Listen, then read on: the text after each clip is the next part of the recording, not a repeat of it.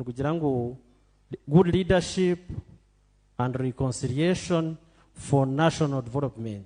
So ekigambo cya reconciliation no rebo rujungu na rundu tuteganisamo abamwene bagira ngo no bano garakanisa abantu abayangaine konkito mu concept yanjye ninge yabandi kandi ndangu abantu bikirizane no murabe mwetsimbire kumwe konka numbasa garkana season y'ubururu kwerahwe tutandike ebindi nubwo muramwo mukuru kugira ngo abantu bature hamwe bakore ibishyikire ebitashyikire babireke tkoziremera mu mingi topics nyingi habe harimo variation habe harimo gukwirwa environment hati twazo mu leadership tinkuza gugambaho abakuza gugambaho baroho konka cyane cyakiri cyo gamba haraka concept nyenda kusima nanye nshaba no kwanjura body yitu body okutamusente ekatamwa amani nambweno nani nshaba ngo body mwemerereho kake mugenye mukora barebe n'abakuraba babarebe ndimo murashitame ba body ba body yitu ni yejo General Fred, General Paulo, Fande Karogo, Fande Chelsea, ogo Baimhaira, Umwiza, tuine abacyara babiri mu body yona tuinemo abacyara babiri tuinemu Umwiza Jackie,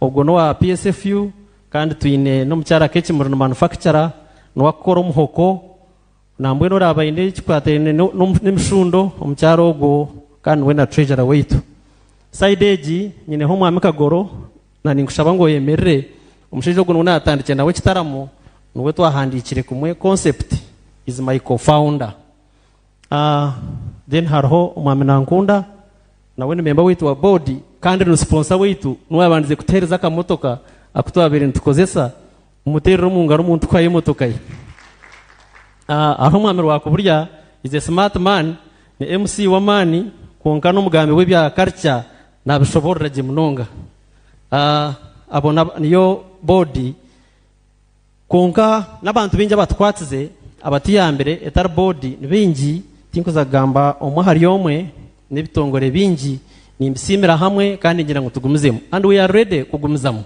tukuza kugira ubuterekire kandi muze muri mu mutwatsi tugumizemo ebe force mpango erukore kikire ekanga ekitashyikire Elizoba nambwenu MC ni nyenda kushemerera umwami Bruce nkaganira nawe Bruce nani nkushaba ngo yemerero kake ubwo no mweta Bruce banywanda no muhingi wa mani nambwenu ko nani nshaba MC ko umisho ko kutunga akanya aterezaho ka history cye abo kuba no mwembi turukwegesa umuntu kutanditse ubwo mushije ine ekaze bishatu 50 z'urutoki icyo nogera ngutecha mani plantation so ubwo muterero mu ngaro abukora ikintu cyamani harho tuinemo umushije mukuru ndijo umwami Martin Kananda ubwo tukatandukana we yatwatsa Martin usasiro kwimti yako ngana kushaba ngo hubireho abantu abo kuba nuwe twashyireho kandi yatwiguriraje yatublessinga hamwe na umwami tumusime owigongo okutereza ekishengeki kandi akatwikiriza ngo tugumizemo harho abatayari tubasima kandi abakutereba mwena tayari ni sponsoringa kandi ekiriza ngo tugumizemo netkorra my lord bishop tuineho ndijo musheija na quadrassing direct abo kubatanga katugirire imbabazi wori wedini umwami na yebare obwaherere kaha akabayi no guru konka hatakwine haze kitaramo nicyo cyakushazire abo kuba kakutaterereje hatu bakakuterezaje so ni nsima bakikozere nka Dr. Karema hamwe na General Muhanguzi okumusponsoringa kandi ayosere natweshongora no entertainment inshozi nemwe ombe abantu abakweshongora ibyo buhangwa mbena bakutungura environment kweshongora ensi kweshongora ibyo buhangwa hazan kwa yemwe iri kutungura ebyo okwanje kwa kuryo kusima kwa kuryo kwigura no kugira ngo mutarameje kandi no kubahamza unzagumuzamu kandi abandi mutwe yongereho kandi ngira kanye baho no sponsorship abantu bakira kutubuza ngo ebe muri korano mbihaye mbwira mwahurira igongo netereza umwanya mwahurira TV negitereza n'abandi batereza sente buri umwe natwataraho so tukiri harinye kundire twine sponsor wena kandi insima abo bona abarukutukwatsa abakutereza sente abakutukorera kimwe icyamani ni transparency no kuba serious tukamanyisa ngo ibituru gukora biruho kandi biriyo nibyo yengiro mesho mwebare munonga nimbendeza kutarama kurungi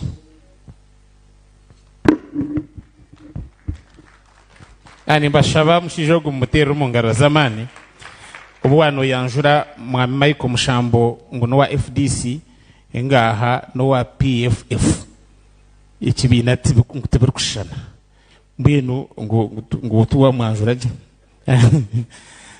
kandi mweno ikitaramo nimbashaba ubuyajyanjura ngo cikashare guruko mushija guruka kurwire takagumana mutina nkunsa kushara amaguru g'abantu twabakira inda kwanjura Mary kansara Mary Masko cyaro wa mugenzi Dr. Masko twakushemerera kandi twakwakira kano kakuru division administrator twakwakira na hamwe na Lieutenant Kano Katebire na namurebero mu twakwakira. Ladies and gentlemen, tuguma tubakira kimwe mwena ahimkuruga mbenu kantu ari umugishogo nyete umugambo wo kubanza tuganire Dr. asabe no mugisha aine bintu bingi byakozire umuyihango na ni mushaba aje abishoborwe ahihangeri nagwa nihanga irindi amahanga gona go munsi akabari omwumbabire nubembera okuganira kwa Uganda kwihanga rya Uganda uriya beneretensa nakonye nomwe ababenu baza kuri omukishaka kutensa nakonye bino gwe nogira ngo utayine bintu byarebere kantu ari umugisha tumterero mu ngaro tumwakire kandi aje atwigureho ahanshonga ya championing good leadership, reconciliation na peaceful coexistence na kwakira Dr. kandi mwakire n'ingaro zamani.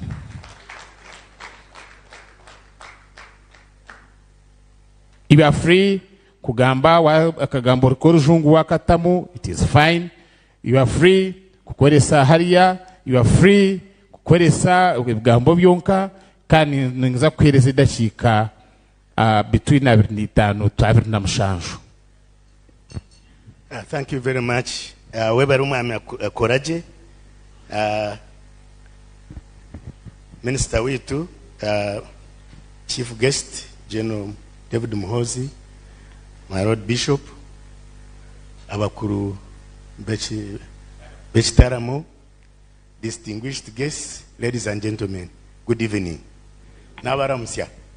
Webere kutugarura mu kugamba rukorambwe jinangwa turnyankore no nyakitara abo kuba western turyabanyakitara. Nkatunga chance nyonka shoma first degree yanje nkashoma journalism, mass communication kandi nabo mushachi worumuri. Nabwo echo ni mayo gambo nyankore kandi no kuruhandika. Naryaho nesete ezorumuri.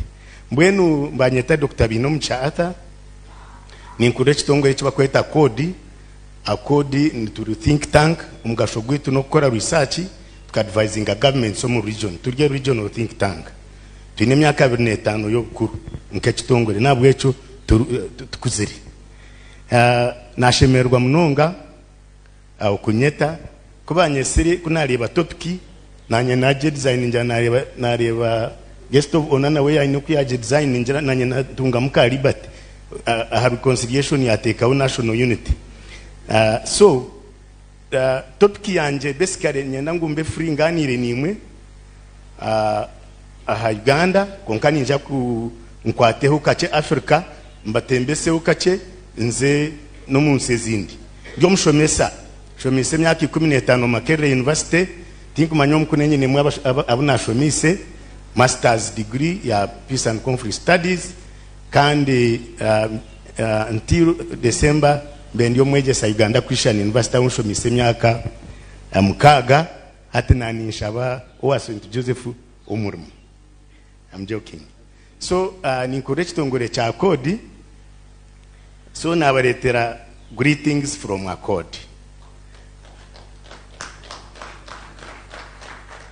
Abakode nbamanyangu ndyaha banshabire kandi ndyo murokore nje kinde kinanyenda kubagamba nkajunwa kandi nimbura nenjiri kandi ninshabira n'abantu nibakira nabwe cyo naba presentation yanje ninje kuba ninkotinga muna Bible ndyo mwana w'umburuzi kandi nahirwa nakora na Church of Uganda province emyaka mushanju na PDR abakumanya PDR bweno uburo utakujunu. So mbwenu na nyenda ku nyene dakika na mushanju ninjanze wasaka basha so niza kugezaho kuba very fast konka nyenda ngu so I have taught in many universities. I've taught here kashomera Bungereza, masters, PhD kakora wa America na International Peace Institute abakujimanya ahora rotuni ya birari na Dr. Donia ayebari kuna arjire Adonia nawe yatayo, so he is my friend. Basically echantuire nkandi journalist konkana ending up kuzo politics na shomya bya peace, security na conflict resolution. Echantuire yo kushoma kuna bendyo mkanisa na mirembe nyondo kore bya communications hato butaro rwo munosi ndwe bwabirero rya peak. So nkabanka varingo rutaro rwo munosi nkavaringo rwa bundu bujo nareba abantu kuba kubona bona kandi so echecho nkampaririza kugira ngo ngende nze kushoma kubasa kumaraho intarezi nabwe nahirwa rangampa chance naza Bradford University, the largest peace center in the world. Natunga scholarship ekanisa yanshomesa nyonka shomesa bwe kanisa scholarship naze nashoma masters nija nagikozesa yakugambira nkabandi advisor wa Honorable Rugunda peace talks za Joseph Kony. So nanyiharoka contribution kanje okureba nkoni yarwo mu Uganda yagira ki yagenda nangwa mwenda munteru mungalo mwici kandi bishop naja kubagambira Matayo ya 5 nejirangu blessed are peace what for they will be called children of God or sons of God. So nanga mpa chance na advisinga ndugu Joseph Kony bamuherezo muhanda nangwa kabareta nakunu yako nkanyenda ngumureba baruturano baturwanza kagambira advice nahire umwami Rugunda nkajanta abantu abambarite beturire Uganda bareba abandi kuba basigire bagire agency yo kwezo rutaro nabo bazikombe ko wabo bija tukabarazaha nanka hotel ya hagati neheji arubyatwarwe muje muri neheji yaha aho rizi aho noto abatire nangwa kubagarikireyo chief escort wa Joseph Kony adfecting kwaza ko ubwire Joseph yita nanka deputy we nanka Vincent Oti tuba disintegratinga bari ba testinge birungi kubakireyo babikunda badisaguringa onkana no nanka peace process ikabahereza chance ngo bashore etabati amahiga Uganda gatabata kinjire gashora bato Uganda ya kinga tubakagarukaga havu konkakani mbakunda mtakajana mukani mbanga mwene ko kuboshomere peace kandi oryo murokore no kunda abantu bona abukwa nono manyangu nabo bari victims of what is happening. So nyonkani advising Minister Rugunda roba signing agreements nyingi nkaja ntumurera mutasigning abukwa kuna shomeri munashanga Uganda kabe ni team ye very smart bari abatine team najira peace process korwa no negotiating n'umuntu okukiza mani otari amwa smart ngo rutarondo tanduka obsya ntumwe natu wareba mu agreement ezo bine mki bashanga batine kibine ntumbatere mwakanto habuko bakaba twagja n'abadvising barete n'ababa bashomere babiharandani babifinga up team yako ni negotiating obusinji echo kikabaho Mozambique nabo Mozambique Renamo na Frelimo government etegeka Mozambique na yini kenari muyo ekane negotiating na Renamo eketine objective yo kurwanira kerye tikatanu kwa ba South Africa konka kwenda ngo rutaro ruhe bakananka nabo babayamba babahereza mani babahereza program de babona ku negotiate ngo rutaro rwahwa rukumye rwenda 92. So konka, I have also been a technical advisor for the government of Uganda on South Sudan. South Sudan we have mu rutaro 2013 hata nanye nyene ndi ati umuntu kwa advisinga tukantuteje kwa General Sale onkanyo technical wananka, and I was involved in designing an agreement which ended the war in Sudan between us and the White Army. Hata kukakaria karangu njana kambere at least basa kuntrusting mwenu na nyenda kubashomera ka quotation naka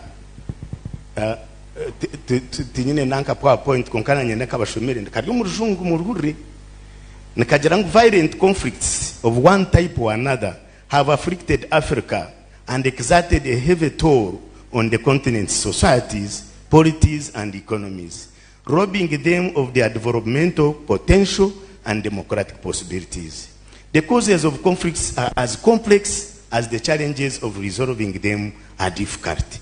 But their costs, effect, but their costs cannot be in doubt. No, they need, indeed, the urgency to resolve them if the continent is to navigate the 21st century more successfully than it did the 20th century. A century that was marked by the predations of colonialism and its debilitating legacies. Echitabo, the roots of conflicts in Africa. So, hati echindia mtuma, na nyendangu mbatwari, I want you to work with me, mwerebe situation. Noteje kusingo bururu, sima mkama, president witu mugarireho, twasetoringa. Konkaka ruruka beka gumere, normally after elections, no manya mtuma ni beta tebekine, na mbwe tinkwenda kubakanga abuko babantu hatu n'ubwire bwaci bwo kwiringa ki emtuma. But yet elections are important in any democracy. Any country that chooses democracy above dictatorship, above monarchies, oligarchies, is on types of nang ne ya choosing pass ya democracy ne tekwa kutera uburu tukwe, so that you get leaders that people have chosen. So nyenda kubakurisa karuru mukuricha karuru tukwe mukuricha karuru atutebekana tindaze mnongo mja karuru. But I think as we move forward we need to continue to building strong institutions and improve the quality of our democracy tukwe.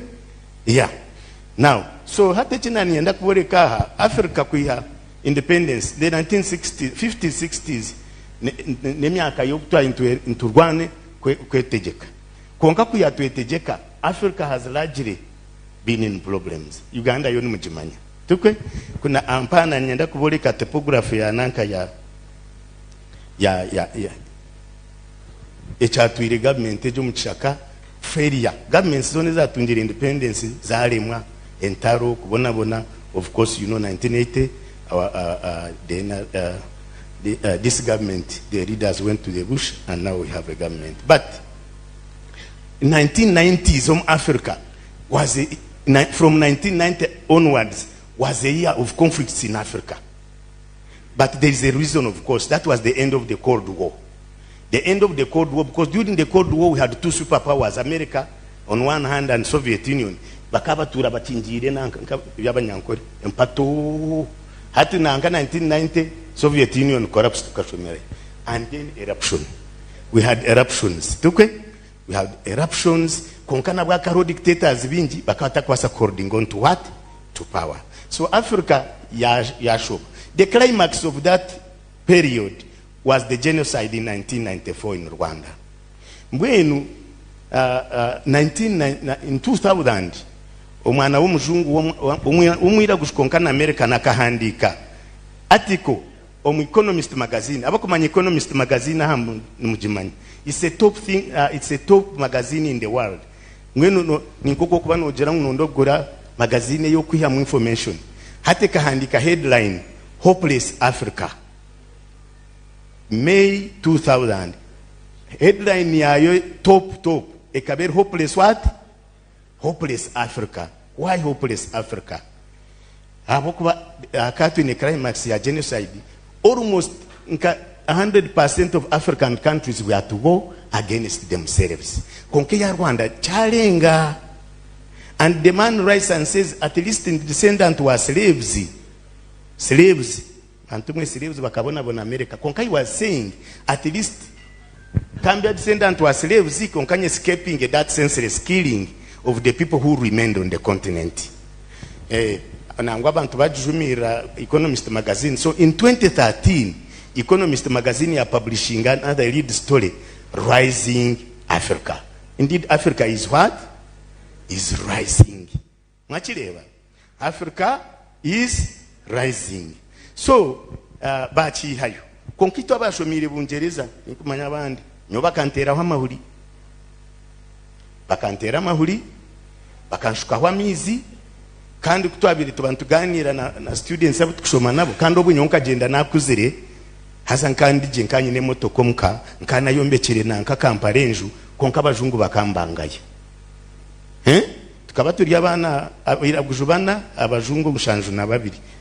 Tukora masters ya peace studies, turi peacemakers. Omuntu okushoma ibyo businge nabari nko murokuri. Konka kushanga nabo twine racism ke. Hato ko obakora tamukuza kunywa kacayi mwa rwo muri lecture bakutsigaho.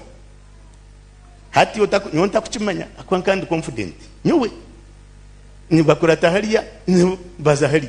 Hati kuna rijulo na jar consciousness. Isha bakabata kwen no sheto kwena ngo nyona bakacayi.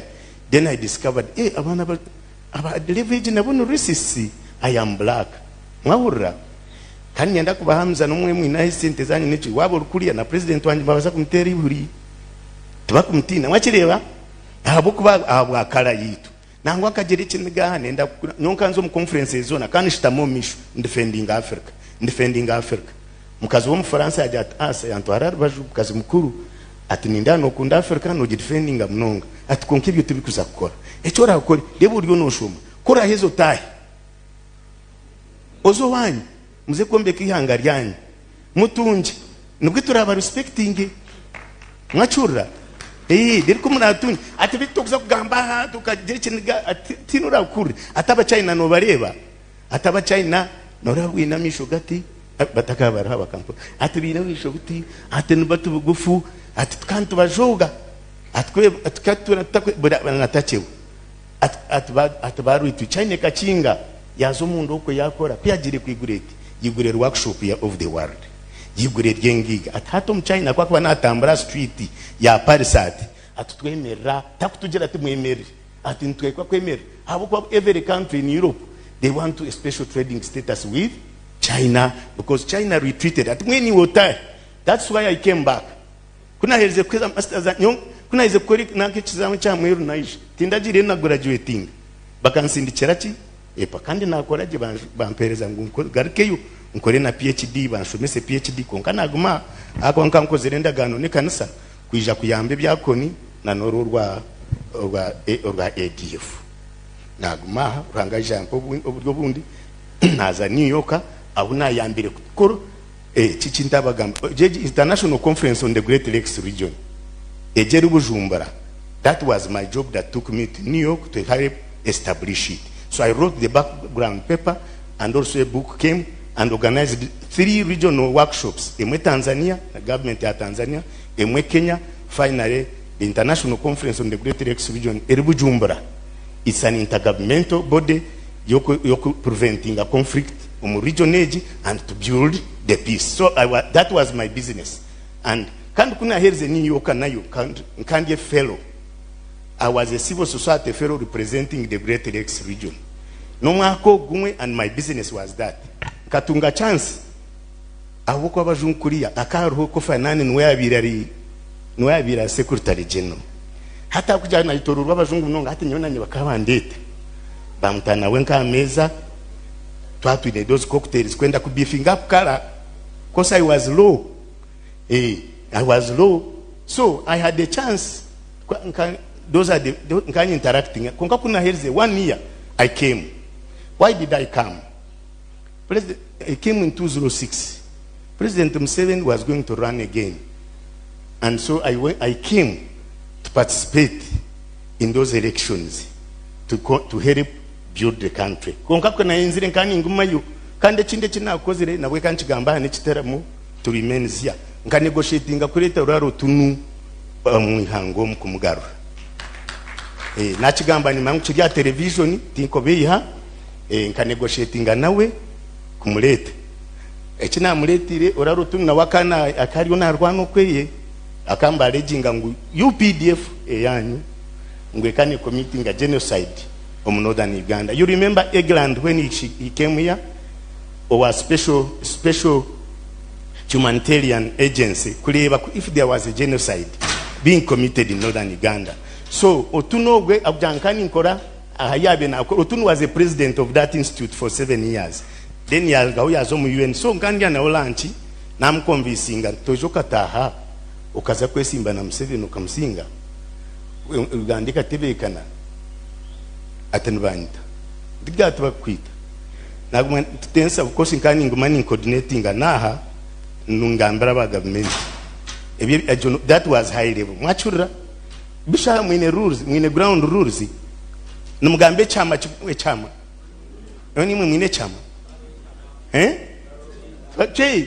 so uraro tunu I want thank God that oraro because irrigation ya northern Uganda kiri kubi kandi nayo nico change fuelinga orutaro rwachi rwakona kaina bakumugambera kuri so oraro tunu tuhaganire I met him twice nkagaruka yo namureba mukwakana umukwamunana oraro tunu yisha taryaha kandi nawe kyagume kuri yembeho kane muita ati tuna kashebuka aliyo muka ashitamire and you can say Narem is winning elections in Acholi tukwe Acholi teriyero. So I also prayed that small role. He came even run yabra no kwete rakaru. No mangwa kesimba wa president. Yabra kwete rakaru. So no nanyenzere ngwecho nchigambe because that is peace. That's how you build a country. Because of course boraro tundi are part of the bad times na bo kabari yobo obwire bukamkwata. Now most people are retiring. So kokureba history ya Uganda kokotoka oriba rebellion zonka. This country naziristinga hanyingi 1966 Uganda crisis, NRA rebellion, Teso rebellion, EJA NRM rebellion, nanka Western Aero Bank. So we are a country of rebellions. Konka mwenevyo tubikutinisa any country that comes from independence nanka from colonialism ni experiencing achi ebizibebyo. Now it's about the leadership then to consolidate that. I will not defining a concept says as removes leadership harmona reconciliation harmona development because of gire nibza kunjerachi kunkwata nyendo kumunga mbere ntakarenza. So unfortunately in the world when Trump came to power democracy has gone down.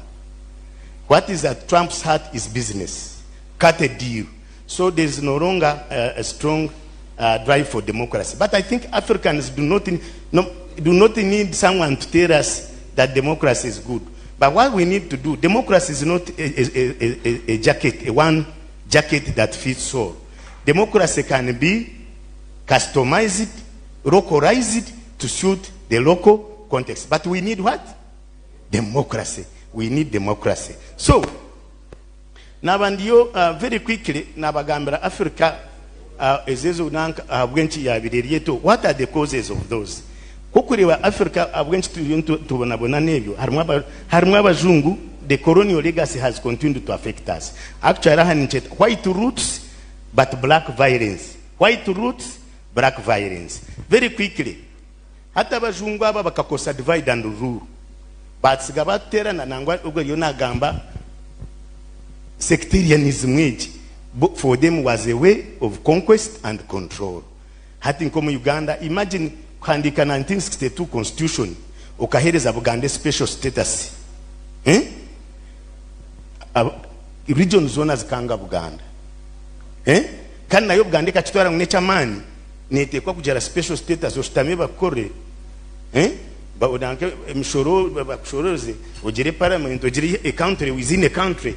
They knew that that was a seed of destruction will erupt one day. So that's the colonial what? Colonial legacy batsijire. No manya bakuza kugenda abazungu bakaba reward njire bunyo nanka Buganda with Buyaganda Bugangiz 2 counties. Ezwa kweta Roast counties. But independence constitution bajangwe 1964 after 2 years ngumtezo bururu bari abashari mwabarazi but it was a hot potato. So 1964, Obote suggests suggesting that Tezobu Nanka, the Kabak of Uganda, who was also President Yayang, and when Obote went ahead, that sparked off the 1966 crisis, which is still a problem. The 1966 crisis. So I go Nabajung. Hataba northern Uganda na Niitwe, na south. Aba creating tension. In fact, until recently, Abajungu and Bagamba, two Ugandas, one developed, another underdeveloped. Konka, the narrative was intended to divide us. Konka Bajungu, Nubakajirangu, northern Uganda, they kubasa kwingwa nanka mwani, they kwingwa kotoni, and there is evidence. Every attempt to introduce cash crops in the north was rejected because those were supposed to work as laborers down, but also work as soldiers and as carriers. Kujarangu the southern people bimse abatomte bari abagiriki bagwati waleba kandi babajira ngwimwe muri abaserikale mukazarwa muri abaserikale mwine kifuba cyango footage kandi 6 feet tall nyonka ndakuja kuzoma mahiga nanka nanga jeno muchani ono jibasa kata kwasa kuzoma mahi konka chama hene genda nanka na futi 10 ngende kifuba cha foot umuntu akutirisa sawo nawo. So abantu bitu abantu bachitwara nkachi nkamazima, and it has been a problem. And when the NRA came in 1986 and overthrew the Uganda army, abantu bari bakaba baona amahiga kagari agabo hatumwagabiya economic livelihood esati ebyokurya everything. It was the end of the world, a complete sweep. What did they have to do but fight? Okay. So the war was what? Inevitable. Konkecho tukakorwachi abajungu. Ezeze nanka the religious conflicts ezo kulibaha. Nangunyo kuna kozede na mirembe nanguchi ntechimwe chantu na mirembe go kujireberaho. Onsasere bishop na ye planning against Rubaga planning against na mirembe. Konka bikargayi nebya abajungu. Edinage terarigere Roma. Edinage terarigere London. Numanyangu edine ne karga Israel. Gotukwe. Conquered those powers, now we use it to divide us. Wachireva? Hey, tukwe turantunankantu plotting against each other. Nyunkazana mirembe na areva bashijamu. We need a conversation. There is in this country we need a conversation between our faiths. And I don't think that UJCC has been able to achieve this. Uganda Joint Christian Council nari nanka endage. Konkogo kuturebera hantu beiha tutaka abiha this faith, especially the Anglican Church and the Catholic Church, plot against each other. They do. And as long as there is no conversation, brothers, children of God, Mufachi, why don't you sit on a table and discuss how to govern this country, how to share this country?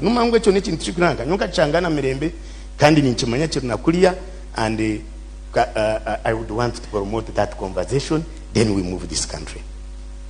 Of course, very quickly, tuine mbundu nyingi omumu yangomu naromu Africa embundu tutukora na mbundu until recently konke mbunda heri science na yoreka scientific evidence ngumwa mwine mbundu nyingi chances zo kutandika entaro ni nyingi no manga tuwata hari ero rote nyene otembundu ninjigura 1 million zijura abantu bine mbundu ziri illegal. So but a country or regions that have a lot of illegal small and light weapons are more susceptible to wars. That we must deal with it. Karamoja, they dealt with it, but I think it's a problem. Natural resource abundance is another cause of problems. Nambwenaha, Africa in terms of potential, 30% of the global strategic minerals are in Africa. 30% of the global strategic minerals. Europe is 18. Ezeru kwenda fuende umjokurwana somu nanko mundia IT wa zona zirinkai Africa. Tebaruba sakubichiriza ngumwabyama mwaba mwine minerals ezo unless you do something which echitaramo can propose. No ura Trump iziri yaza Congo nguyaza kunanka ya mediating ya M23 nibenda minerals when and deal waleba. So Congo einichizibu kyamaani ago kujana engiga. It is paradox of poverty in the midst of plenty. The most poorest people in the West. Because I think it's Walter Rodney who said he said the map of Africa is like a revolver, and Congo is the trigger. And why is Congo like that? Because it is hugely endowed with natural resources. Nanka Uganda kutwavumbwire oiraha ari umushamba mweta nanka azatakanye mushijogo wa America. He supported us. I think he supported us to develop the oil and gas policy. I think subsequently they want to control. They want to control, and we didn't. I think he didn't go far. But he's credited, not discredited, for fueling conflicts in Eastern Europe. Actually, overthrowing those governments. He's an oil mogul. He's a US-based.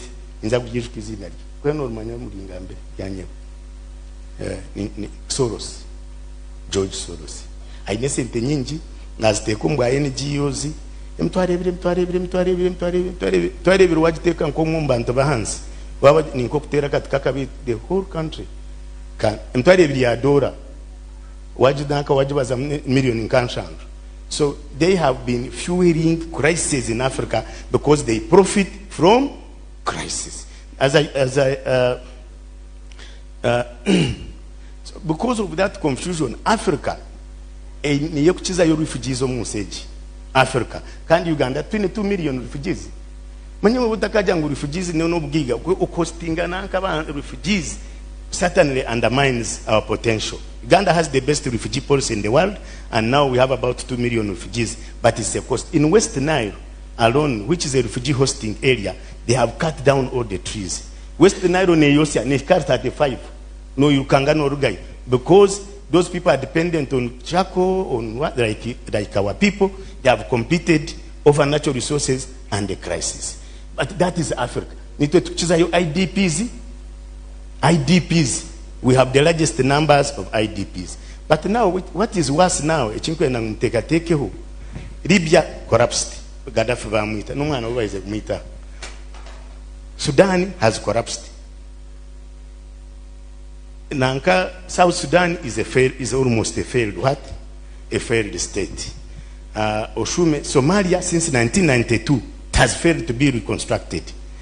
Congo, no jireb. No man Uganda almost equatorial nanga dinkogo. Barakash akashanka family planning. Bamboli kanko mshira yuko. Ati the Ugandan kwe yuko. No manya, yes, we are in Somalia. We are, of course, we are in South Sudan. We are in Congo. We are helping to pacify the continent. So that is the picture. Now, having painted that picture, mutakaba gurume nyenda kubori kadanga an escape route. It is not all gurume. We can do something. So, because of that, the region is highly destabilized. We are poor because of poverty. Did you know that Africa, we statistics in Zore come on spending like $300 million from 2007 up to like in 2015, no, 2007-2017, Africa spent $300 billion or lost Omuntaro. But in that same period, Africa got $300 billion umubiyambi. We spent $300 billion Omuntaro and war-related consequences, but we also got aid worth $300 billion, which means Africa tekwenda aid. Tutukwenda chi? Aid. Ntubasa kujera chi? Kwebisaho if we cross that one. So tukole chi? So I want to go back to the NRM. When the NRM came to power, and let me disclose, in the movement for a long time. Konka civil society, nimba in the very political, nimba very objective. Konko muntajera party. Tuke basa kwa party dispensation otinechi, otine party. So njua movement. Konka ningambra movement. Amazima kwenda mtujirichi. So when NRM came, I want to congratulate the president. This country was a corrupt state in 1986. Ekabeta jirichi ilihangar kartarho, and the reconstruction program started, and Uganda was reconstructed. And one of the quick things that the government used was the broad-basedness. And I want to come back there to recommend that the broad-based as a strategy united this country much faster than other countries, because batemogerere bona bakabaletamu bakahira bakijamu bayombeki hanga. So that spirit of broad-basedness should never leave this country, and it's a model that can be replicated elsewhere. On politics, you know, the principle of inclusion as opposed to the principle of exclusion. When you exclude other people, they plot against you, they do other things, you waste time. So government pursued accommodation policy, the broad-basedness, and helped. Today, I think I see a tendency, political parties is, and one of the things I would recommend, reach out and continue to hold in this country, because it is so much too fractured that we cannot afford. So the government used broad-basedness and reconstructed this country very fast, and we attracted a lot of support, and that goodwill has helped to build this country this far. How much time? 2 minutes. Yes. So that point in Ningamba, because I want to know what should be done. So government should go back to the principle of broad-basedness. And I'm happy to never know but Mao, DP, Erio Mukago, UPC Viaguza Konka, Omkago. But of course getting the best. Because also one of the challenges that can happen is that you can lose the ideology. You can bring in other people and they water down the what? The ideology. So the NRM must continue to accommodate, but have cadres that can continue to promote the ideology. What's the ideology? Pan-African agenda, accommodation, and economic development. Economic development. I want also to propose that government should invest so much in education. The government of Uganda fortunately has a comparative advantage in education than every country in the region. Everybody wants to come and study in Uganda, and Uganda should invest in that. The second area is regional integration. Regional integration seems to be the answer for Africa. No, in 1883, the white people at Berlin Conference divided this continent, but we know pieces of swallowing. So as small countries, we are useless. We can only survive if we come together. I would recommend urgently that we launch a political federation, for example, in East Africa. Urgently launch a political federation in ECOWAS, so that we become very strong. Today, we are 400 million people in East Africa. If we have an army, a strong army now, then we can negotiate with America. Otherwise, so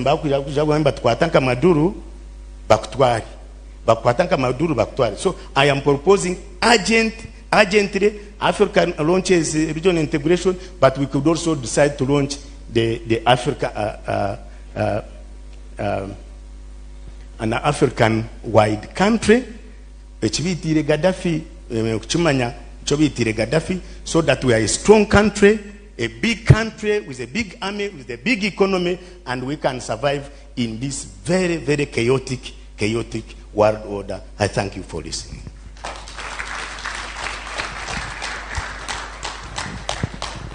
Nani mbashaba Dr. Tumteru Mongaro Zamani kandi yatugambira ibintu bikuru munonga tiya concentrate ngaha muntu aha individual konka yaba wide yagambe nsi yitu yono kwesheme kuba eri mugarice Mumteru Mongaro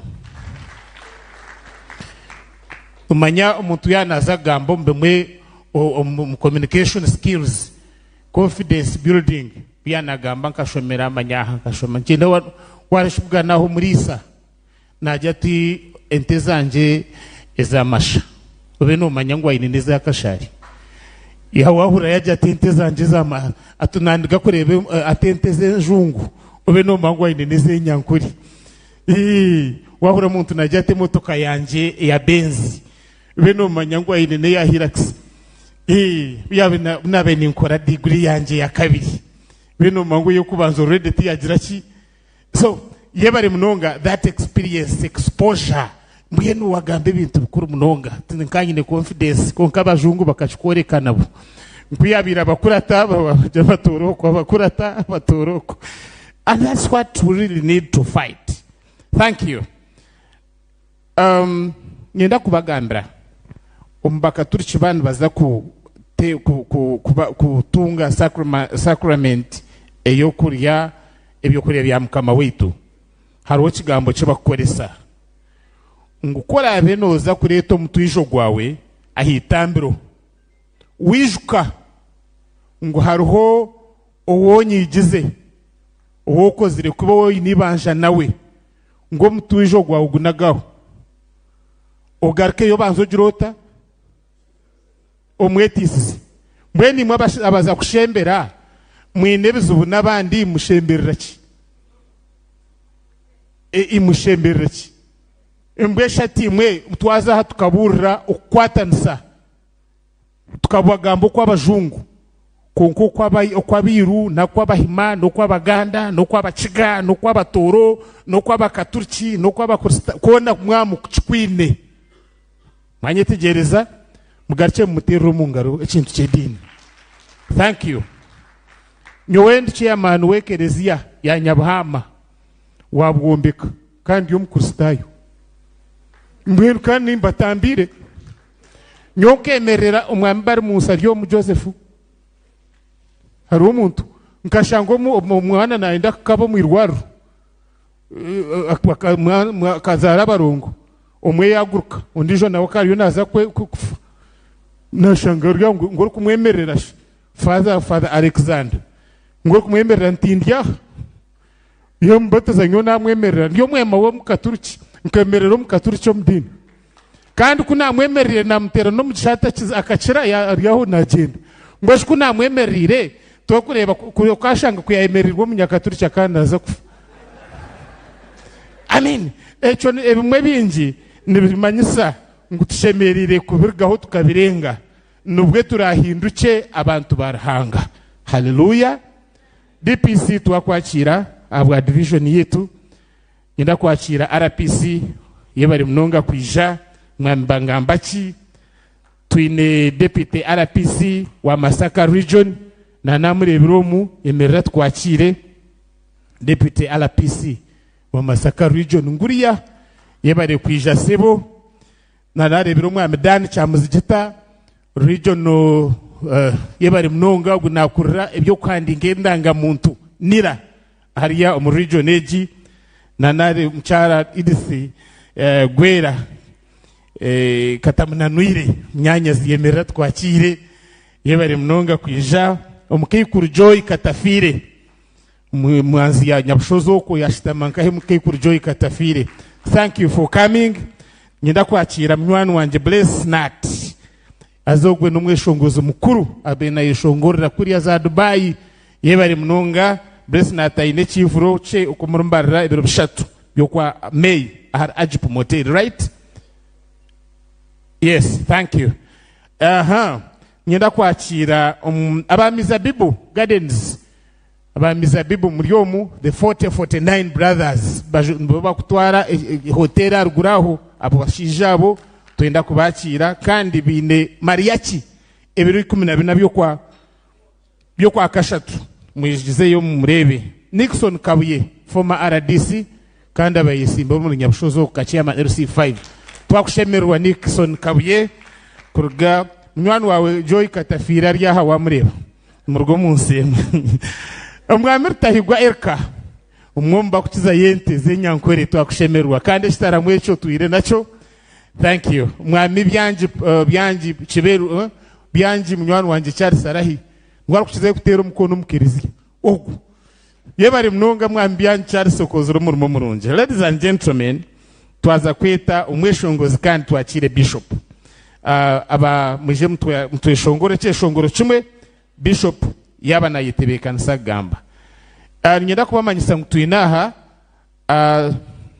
t-shirts ziyaha nungi zebitoji na nengofira zekitaramo hariho ebikopo kiryaha urkwenda kuhagira ekitaramo na iki nekikopo manya nga negirasi nayo kiryaha hariho na za key holder imwe abamizabibu abo kwigura za soda na namizi za ziryaha kandi zihandikireho kitaramo ngenda kubanjura umushiki uri kuzikora ayemerere tumwakire kandi azikorera kampara no bwariyaho n'uwishiki wetu wakanyaryero ijana giso wegombora ya kanyaryero giso wegombora ya kanyaryero yemerera twakire yebare mnonga.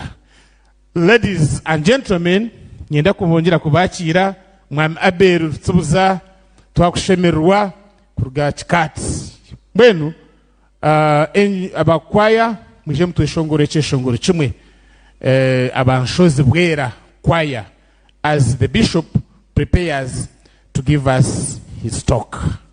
Konka ngenda kubasima mnonga kumwija kuruga umusiyona umwami Burusi nashemererwa ninyenda mwije muzahiwe na rutahigwa muhayane ente 10 ninge 10 za rutahigwa nahika 300 na rukaga hari hika 3 nkaga zebitoke nabo bona tubakwenda kwingana hona bona n'abantu bamani hataho nicenda hashitame mu rehobe yagiro kukiza za basi mwena muri mukategure muri yari. Thank you. Abakwaya bwera nshozi.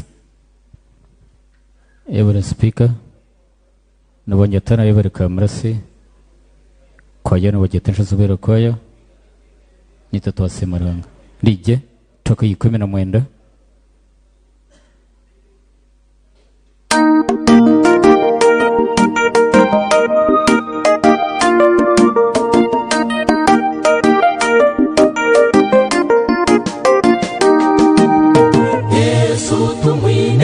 Abazuguni tubabinga obunu watwebe mbere kutusimbuza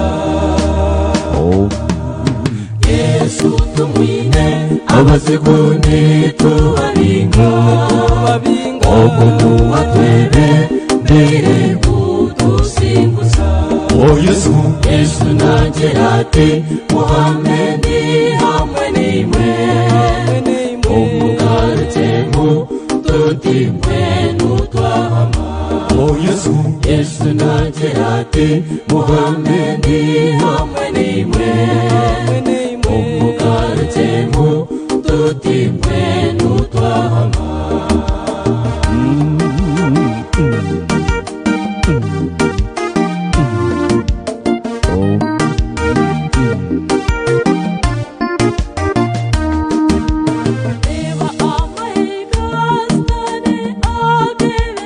Obwenu amamanzi nakamba twawamanzko Yesu najerate Muhammedi hamwe nimwe Omugartemu tutimwe nutwahama Yesu najerate Muhammedi hamwe nimwe Omugartemu tutimwe nutwahama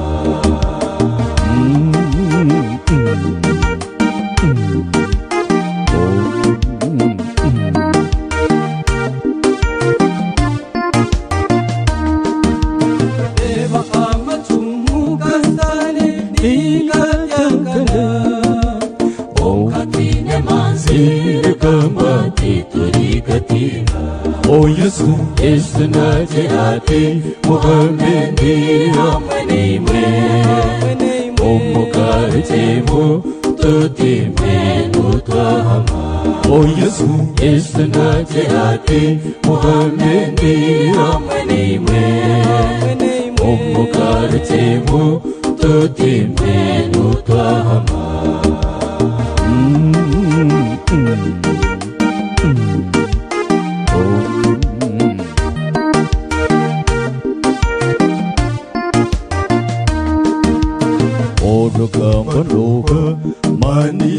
munonga tuhame Yesu ari hehe kwisha tugira amatsiko Yesu nagira ati muhame ndi hamwe nimwe umugarukemu tutimbe nutwahama Yesu nagira ati muhame ndi hamwe nimwe umugarukemu tutimbe nutwahama Yesu nagira ati muhame ndi hamwe nimwe umugarukemu tutimbe nutwahama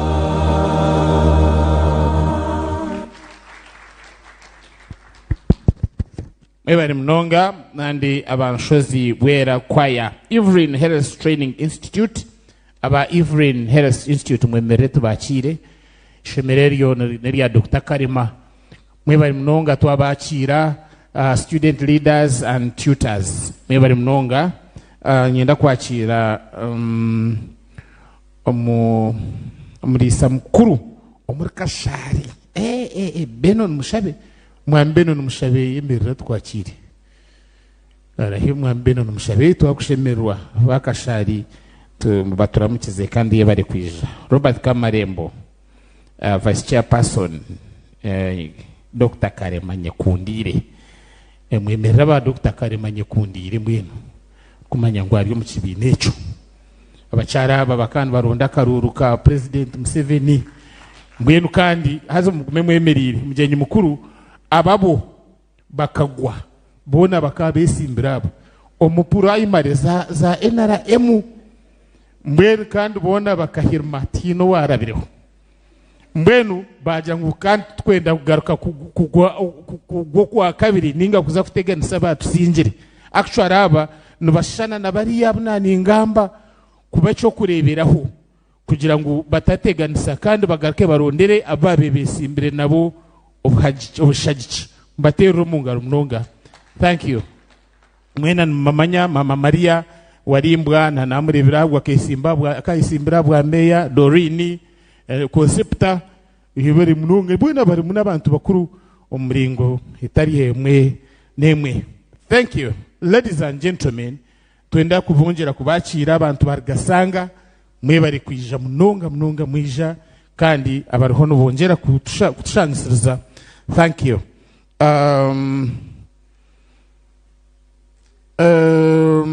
Kanto harumugisha ogukutarwa butosha Monsieur Tatitwe Bishop Omuranga aje tuganire Bishop ko kuba no gambe bugambo byawe mbwenu bimpika ha mutuma mnonga kandi kutugambira ngunoza kwija abantu bija Bishop ogwa katutwera kandi yatwirukangirira kitaramweki nyira kubamanyisaba kutureba ngo Dr. James tweheyo yaheza kutwohereza miliyoni emwe ngo eshwere ekitaramweki mumusemere Bishop kantu ari mu gishogo kandi nkwakire muhereza muzindarogo. Betshi okushitama bwire burengwa mwemere begora arhona girabwara mutyaho gerora mutyaho abantu kabashatu babiri otobaho tunakushemerwa iramutseho nkabanga yahoreka ko arhora turi yayezinga hasiti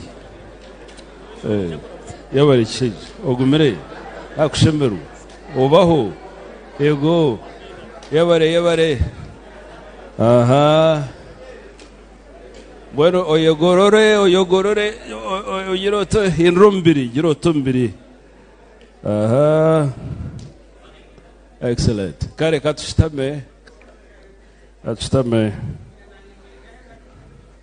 mukama simwe ekyo kikuru munongo ebyamagara okushitama okarenze eshaha tikiri muteka omugenyi mukuru omukundu wa General David. By the way mwabare kwebembere nsiki yabare kwijana mu kiterane iki yabare muno katumwakire nengaro once again. yabare ogumugambi nkana ramurebetwa okomu Kampala. We shared a platform somewhere and nakushemerwa omuntu arikumanya ebintu bingi yabare nakushemerwa mnonga. Thank you so much.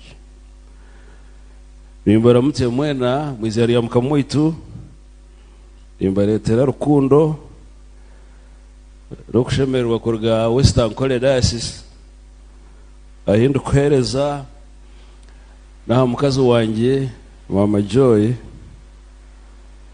turiyo ntuhereza mukama ntuhereza kandi Western Kole hati no Western Kole Western Kole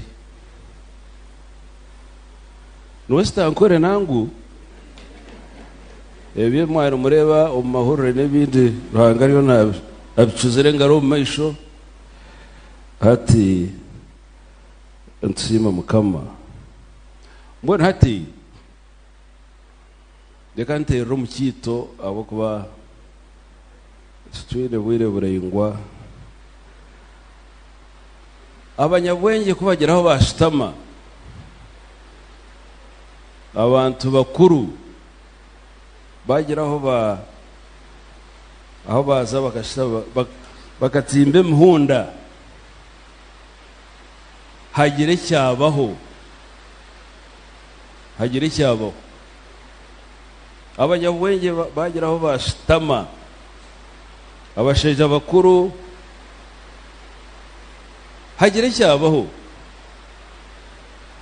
nambwe ryo nishaba ntegereze ngo ekitaramu iki kigire cyazara hagire kitwatoza. Yes, hagire cyabaho uwo muri nkoro mu muhango mu hagire cyabaho abo kuba abantu bari kureba mwine kimuri n'ikimuri kumanyiso muri nkoro mu. Yes, nahora nakusasira mutabaru wanjye owareba mwana wanjye rutahigwa enteze ukazishanisa n'ikindi kintu umusomo rutahigwa enteze rutahigwa kuzishanisa n'ikindi yaba n'amatakanga here gahoro rutahigwa shi abo kuba abantu abanyankore abone kureba aha twagira aha hagire cyabaho omaka gaitu omagara gaitu omuhangomu omutwe no kugira ngo kwenegeza obwebembezi Burungi hamwe no kugarukana tugenderere okutunguka kw'ihanga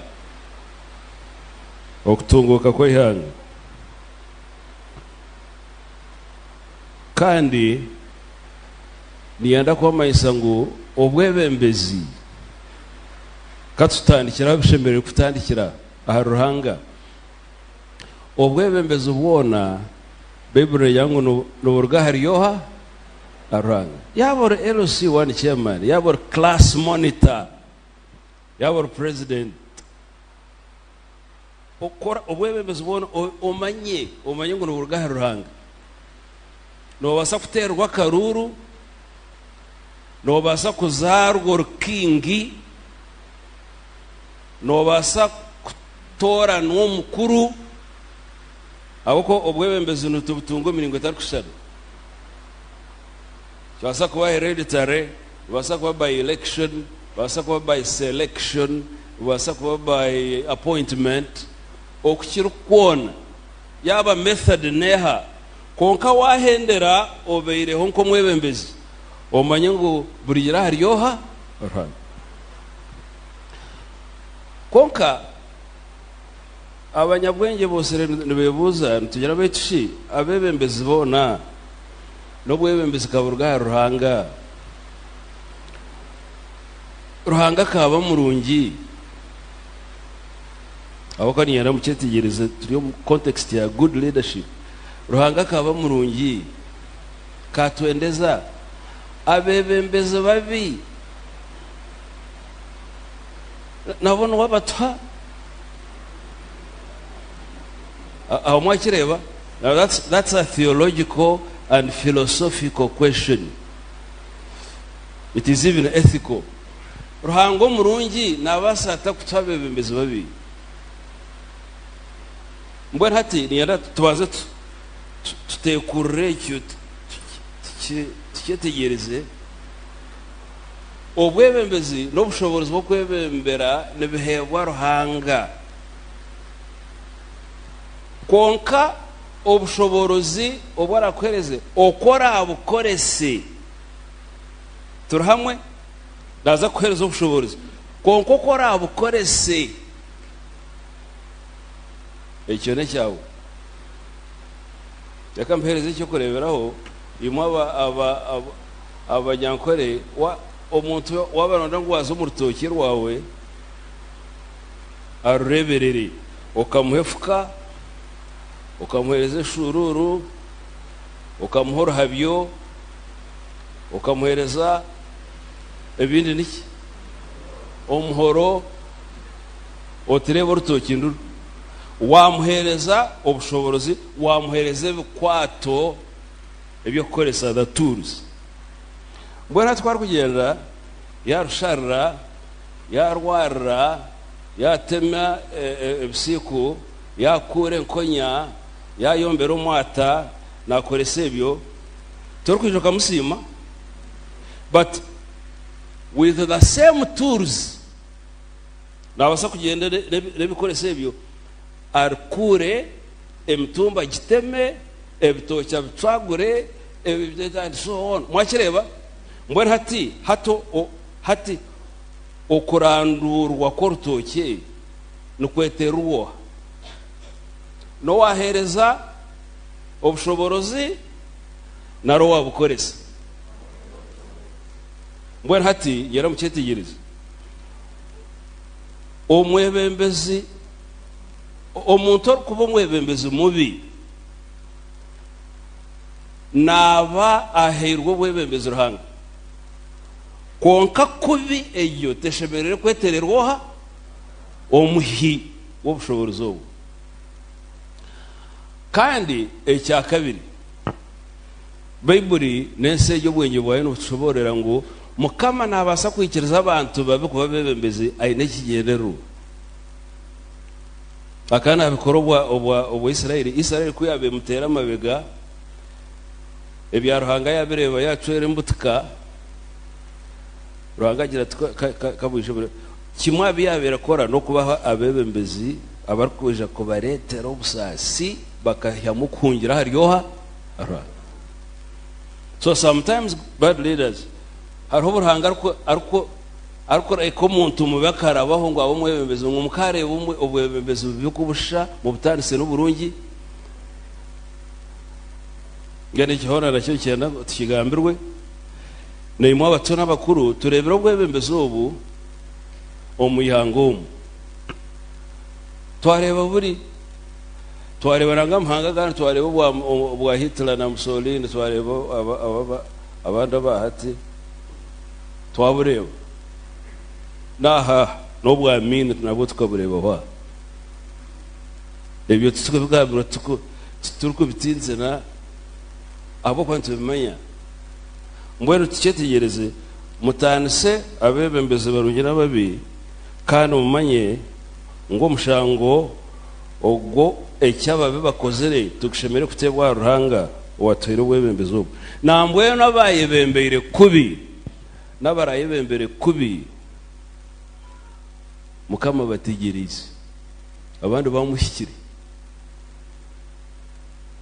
Listen to me, to give accountability okwa twariza abantu bangi abamwe bamushikire abandi baje kumuhika mbwene ukora uri umwebembezi ogumene okimanya izoba rumwe oryareba mukama wabotaho yebembiri ohereza accountability.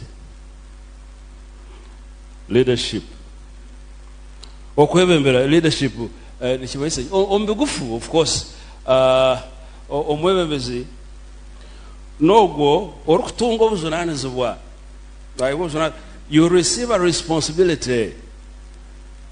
Now responsibility is a compound word. Ermo responding or ability to respond to the need.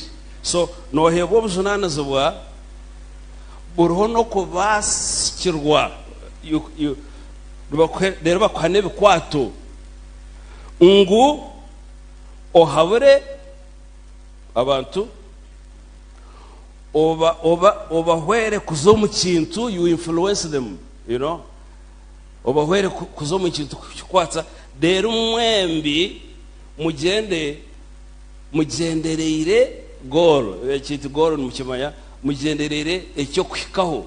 So in other words, it is the responsibility and ability to guide, influence and serve people towards a shared purpose and goal. Nobo inaho kubata tokwasa kwebembera abantu mukagumaho omukibyamo naruka fukugira katugiye no muhanda turabugura ebe twahiko narahitukuza tuza kuharonda twahiko muhanda nobo ine ekyo rukureba ekyo ranga kutera umutima ekyo rukwendeza abato ekyo kurengunikisa kubagasira deru obahabura obagomisereza oba ofada wogiroti orugaho bastihari kiriya nambora harobo kutekateka izo kandi reba mahe amehege hangeri noreba wamaheri ya stamina imwe numwakorana rubbing shoulders owamahe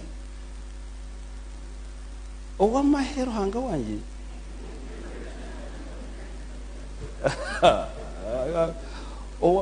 kuwabore owamahe uniform yonka waje ngumucyaro muharo tware owamahe tumuri kugwejegera ga government yi ebintu bone basakutabistia konkekyo mwebare munonga owamahe then abana ari bastamya hore rurari yaho ori no muri yaro bahugireho owamahe hariho eki president yabe nayenda ngunyentya tureba bamahe ubundi abagufu abarkwera ababayino buntu nabo bagizire ki bebembere ihanga nangu nekindi owamahe ko waboro umuntu wanyazo mu mahe umusibura mankwa kwatetsirwe mbundo nayitwa marwa gagatara marwa nayitwa bushambane oti mwana tukukora amahe ngombe kama kabe n'abakaze n'abagayitwa ndagira kugayitwa amahe yazuru no kuzunwa yazurwa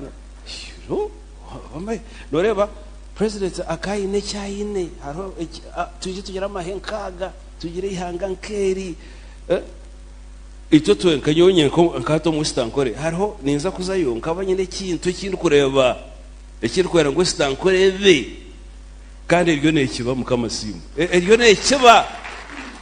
So leadership is about that. Kwa kani yanda kwa maisangu goal yomwebembeza umurungi esemero kubera yegera kwesa hanga ki abakwa no basako goro yo tubur goro yona eshiri hitra naza kuitaba abaidaya miliyoni mukaga nawaka ekero goro yi abasuma bon kandi babasa kugira group bagire na leader kugira ngo twaza kuheza umwaka ogo tube tuyibire emotoka 200 kandi kwa kuzakivinga babagira bakivinga goro yabo. So muchetegereza abanyakoremo, it's not about achievement of a goal, the kind of goal matters. Obwebembezi yana ngo tishetegereza hariho ekikwetwa reconciliation. This is a process of restoring, listen, broken relationships. Haza kubaho reconciliation hene bikobanza kubaho bakareta okwebaganisamu bakareta eminyurano abantu bakatana. Reconciliation, you can't reconcile people who are living in harmony, in camaraderie, in tranquility. No garukanisa abo beine bagangizi. Nambweno ibo banyakore mureke tugarukane. Nari abasingirwa karuru muhumure mwino murimo gumukozere abasingirwe kandi baba basingira bakasingira iki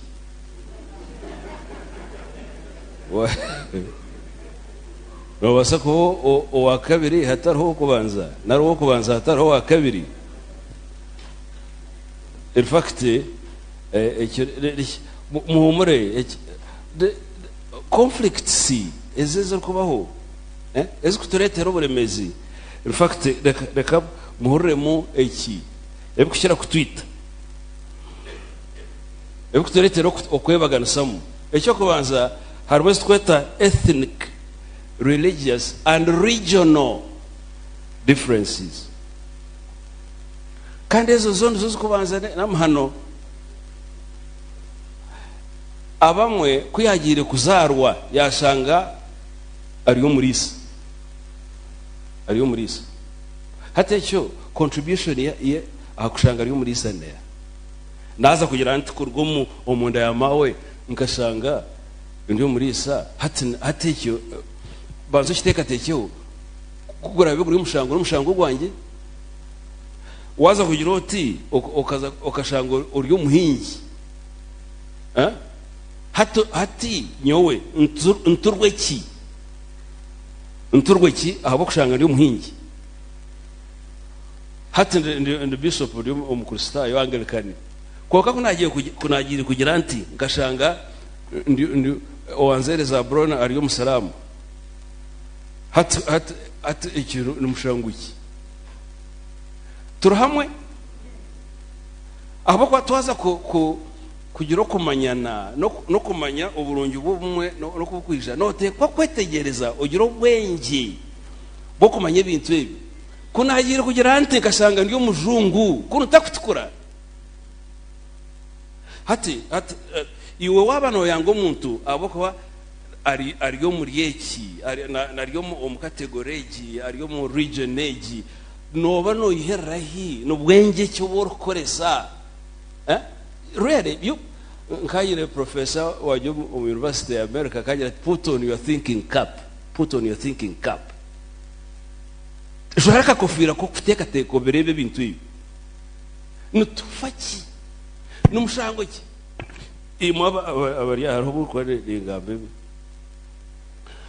omuntu warkuzarwa yabari yo omurisa tuturwenda korese cyo bwiro no buhima oburisa no buhingiri bihabera hakiri konka ebyebe kuri bwente ente omurisa nabiyete binyati atamuti ebinyati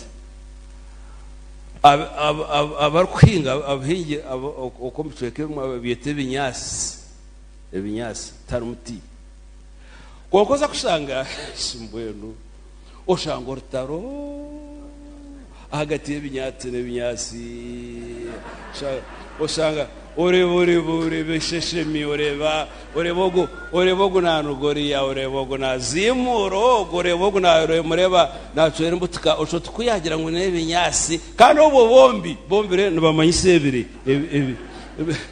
ebi byo mwiso bombi banywano bangi haruki owa kambabuzi owa hangire nte akajyo muhako akatamwa mate tuwe ahangire muhogo tuwe yabumbere bitakora mu itaka turi hariki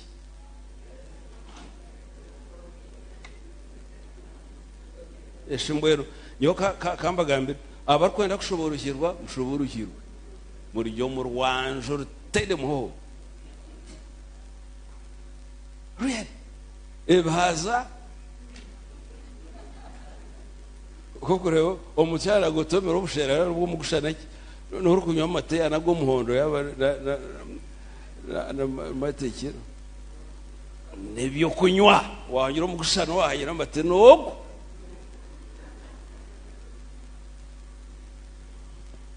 hati nyowe kambaga ebyo kabishobora kiba tindu mu Rwanju omutko kugira ngo tinkine hati there is hati language ermo syntax ermo intonation ermo pronunciation omuntu ya tinkine nano wagira tinkine bombi tubagize neki bure kiro rero sanga oicyo nacyo kiyara tinkine na ezahe muganzya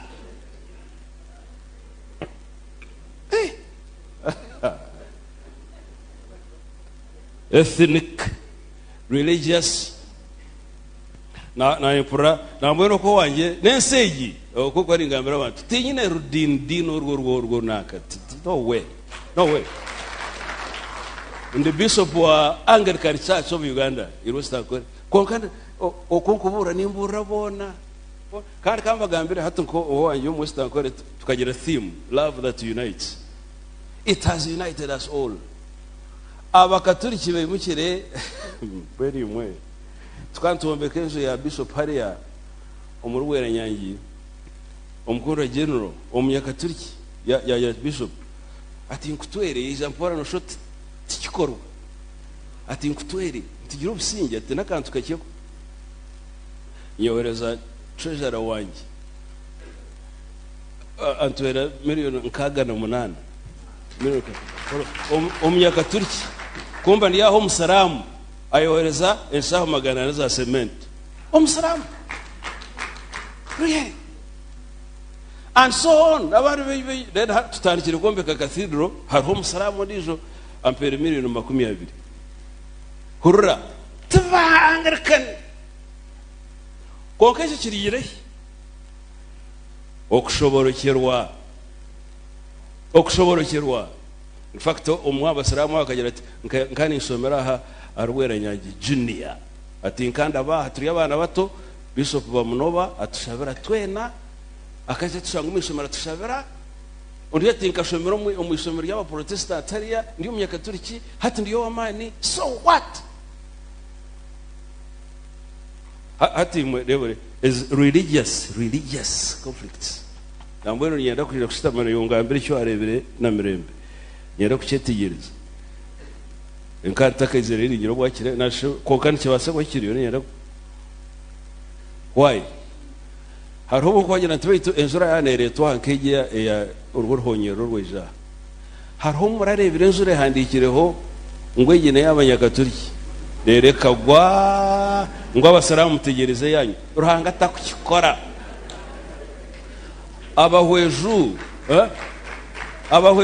kuba kuriye ebitakuri abayitira babiri baribwo munda ruhanga izobe ryakutumura kisaka na rumwe abeshem okay listen to me or you can answer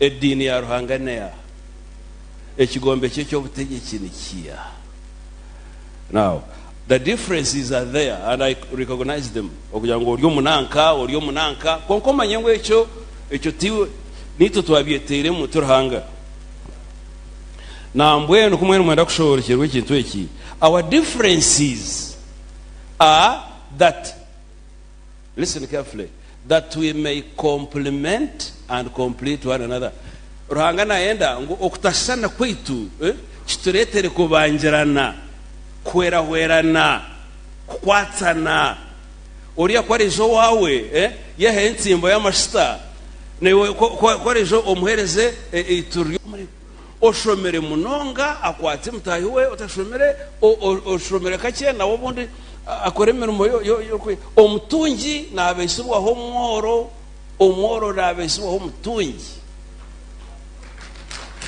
This is the natural order. Hati mwa batungi abari aha abari mu ntoki zanyu nubaye n'abatungi nkayimo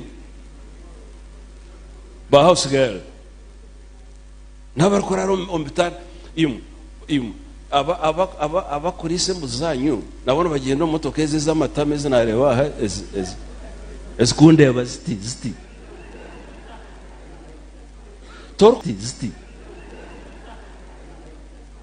torkumanya ngor kamente ya wakayozya ekabura kwitwe mbarabara no muntu wikitereza aine cyari gukora ubutungi bwawe kanshi yori umunteze tokumanga umukama wawe ariyo naza kwereza umusarane kwere kushomeso bwana bwawe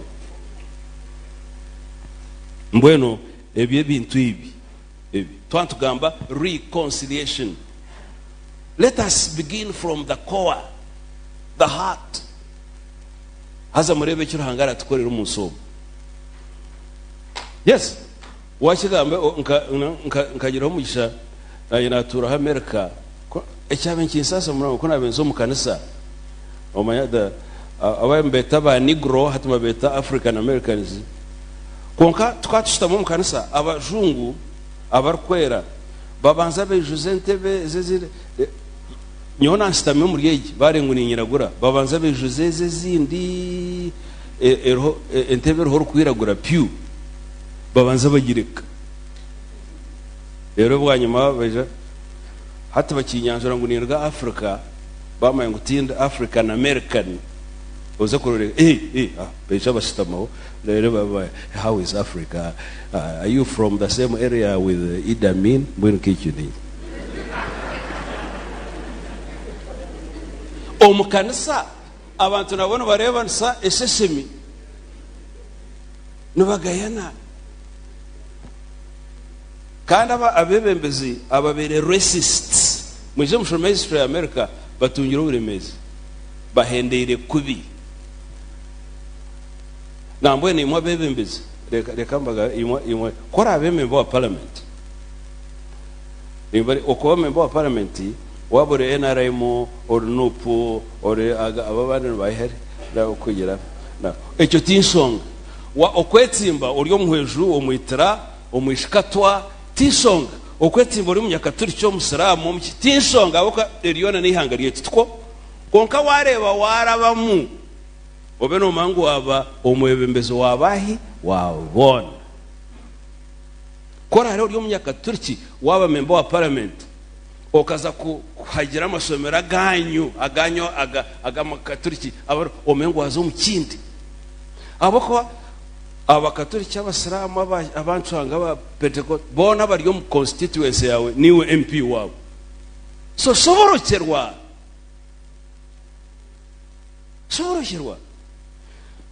to the extent nguna batara kwere karuru hati niwe MP wabo. Reconciliation should be informed by that understanding. But hati nikyo kwenda ngo ngera hariye kirere mpendere harho abanyankore twagira mu context y'abanyankore kandi mwebare abekitaramu mwebare okubangira obuhangwa mwebare munonga haza mukikanyisi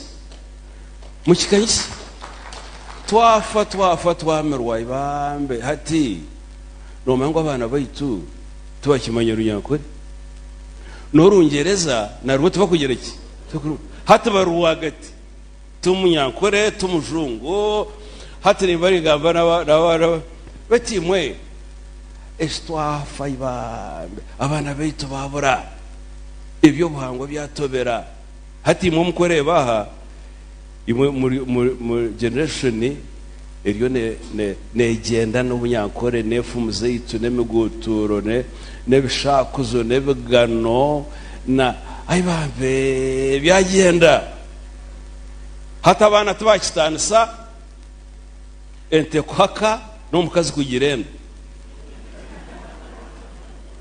umwe kuyengo nagira ngwembwe inenda mwe n'icyo n'iki ayibambe embwe inenda narinenywa mate embwe nembwa okujaba tabarkumanya ensanga utekuzara ne bwagura turyo mukindi shibwe ekintu cy'orurimi rwagera mwe hati muhurire akikwatirene na n'ubumwe na reconciliation abanyankore hariho efumu emwe negera ngo abangana tubagira ki tubakanya omufilosofe y'ori nyankore ababisona bisaba tuzaire baza kugira ngo abangana tubakanya oteka ngo hatakirebere ni ryari obwefumu egi nari mfumu era fubucweki ni ryari tell me oracyurire nkahi ngweka yananka ko yayitanisemo yatunguka orya kishanga hi kugira ngo ihanga nanka kuri yagizero uburyane n'uburyimuka niryaro bwecyaro naro Ruganda rukubasa kureba no mu ntungiro rukazimurana rukarwana rero kagira ngo nicyo cyaro ritiro kutunguka never abangana tubagera ki indizo yango abatazana bataganda tubombeka hamwe tubombeka hati Africa itu hati turyo mu kutaganda imwe baragira hamahanga gandi reba izo nkarga homo Israel no mukazi waje Israel batakagizire bigigangize hati nareba Israel ibambe imwe banyakoremo kambaga mbere ruhanga tugirire mbabazi ukure tutazana tutaganda nubwo twatoyimuka government yegene aho yaba yatoreka kugira ikitwaba mukaza Israel na twarga enyunyu twabanda mahariya Tel Aviv rero kurga Tel Aviv kuza Jerusalem twagenda mu bus tariho na mutano enyunyu na bus tariho mutano nyono mukazi wanje twazo mu Jerusalem Gold Hotel nkamureba na tubita tukiryo munsi na twazo mu iguru she ora shogura umwanya cyogura hanga wanje rero ko kure kasasuro hati ziriya kasasuro iri yarubazo rwa hoteli ebe nanka eshimwe abatazana batuganda tubagera ki tumbeka turukubasa kuba turya tukiryo munsi eta rero tukaza mu kuryana hati imwe reka mbagambire imwe nanye ebirungi twaza kurwo munsi w'umutaka birebire it's unfortunate hati wano ndakurebe nsunungisha no tembe nyugende koka ahi kugambira tutwakishika bushana bejikuruza babejikuru beitu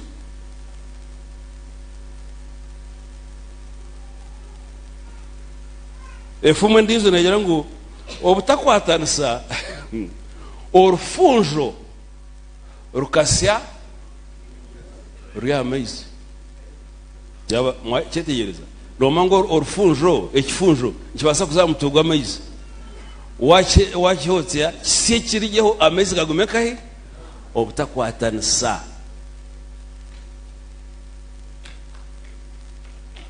obutakwa mushobora hati nazo mu philosophy y'abanyankore hati reka mbabuze imwe mu America bamaye ngo mwana aine high intelligence quotient high IQ tinsonga zirwo wankahi yaba no Massachusetts yaba no Mississippi yaba no tinsonga kasito mwana bamaye ngo ayino mtu gukora niweza kutaho buri yo kugira bata kumbangira konkitwe no hurangwa kana ka muranwa tweta batahe murano organ ba ayihere yina har P7 okirebanye na nishe baremwa akana katandika kuza kuyora hare kasasoro otera cyambamba igwa ngo mbwena kashamaryo gabo ngumanya bashomesa akana kahire yina hatkarya hakaryo muryoto oryo notera cyambamba igwa ignorance omwanya kugira kasiteho buryo ogumwana no kwasa kwiza kuza amazi aho abazungu bo bakakaha kwezi 1990 bo banza kurubata kwezi itwe na hati obusyo ntubwi ha China akakana akakubenka nkabe cyo kutangaza akakore sobongo hato uriyo no semera rwangu kare mwezo kato musiniya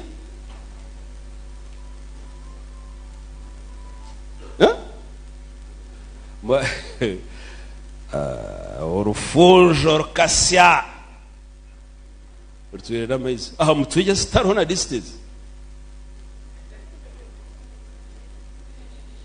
endizo negira ngo agar hamwe gagira ki no arkwatigo agamaino amaina garuguru nagaifo tagaru mwanya go tagatwire hamwe in terms of location konka habo kumanyana in fact mwaza kureba the okora hanga hangira maino ndakushanga ageruguru gaino bwino bukushuma gaps zo bwifo ya murachetegereze ageruguru ngajwara na ruhanga nateka gaifo ageruguru hato kibanoza kurume kintu gajwara umuriyaga crashinga habo kwa no bgatatuira umwanya gumwe ngamanyana ngamenye cyo gukora imwe abananka tumureka tukakwatarasana abananka tukakora ibinanka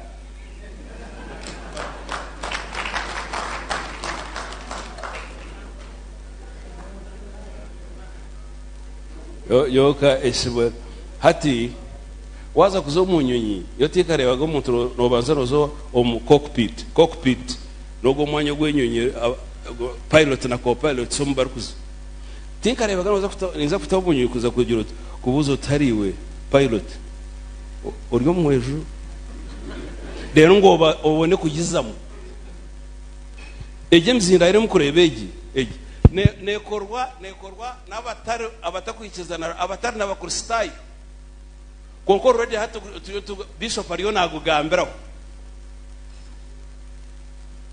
twetegereze ibintu ruhanga twere ebe kutwita kubi ebe kureta conflicts ezizindi harimo naza ko summarizing empezi harimo where there is poor leadership has a characteristic of injustice. When justice is absent, kamba gambire tako hokutebekana haba mo kugweroro baju hakaba mu okutunguka kwaba at the expense of these abananka bakabana bo bananka dera bananka bo bakabura kunanka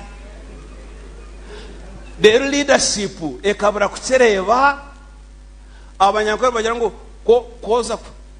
koza kuhana bano hanabona waza kumuringaniza wale wabanyineka nobo ko nabakazi babiri konko kareba abana bogu no kuyirote abogu tuko kandi ubona bari abana bawo obeno mangu wagira ikizo where leadership is characteristic of injustice, inequality obeno mangu wagira ikizo na mwene kamba sabi mwana mwenda reconciliation erakucheho be fair in your leadership. Be fair.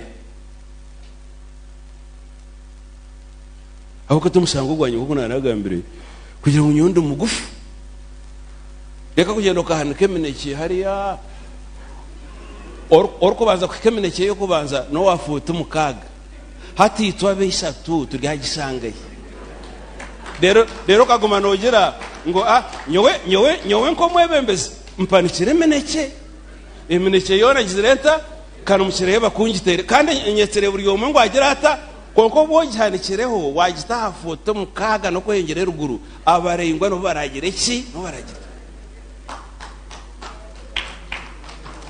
mwetegereze hari abantu abarema hatutwebeta bimuga mwetegereze philosophy ya Bishop Page ntubeta abarema hatkora agende wata ebyo kuriya Burungi omunju enjegera hamatembezo tarho omurema hakugira ata atorore kwa kujya waza kombe kenju oteho ramp two note ine maguru kwa rije abone gukora ki mbwene ubikuri wabita ahantu ahakwetenga abamaguru kuzamadara hatabarema babitunge bata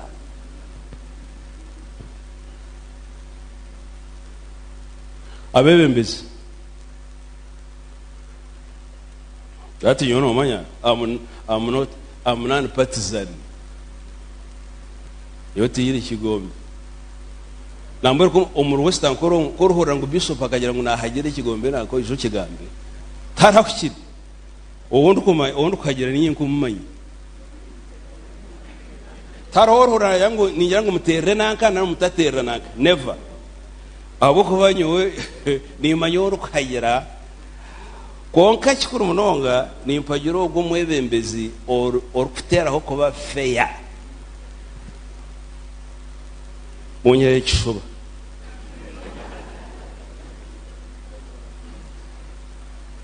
ekindi mwaza kure haza reconciliation yaza kubaho ntatekwa kubaho okusasara no okweteza okusasara nimukima yecyo hateje kikwatarana no ombiyitu ruhanga kata kubasa kugarukana no muntu hatarabereho Yesu akatunywansa hakabo kusasara okweteza okusasara musasire nambweno hati mbere ningira banje okurere politics ekizakozere bushenyi especially z'abakazi hari abakazi na ogum omukazi anetena nakana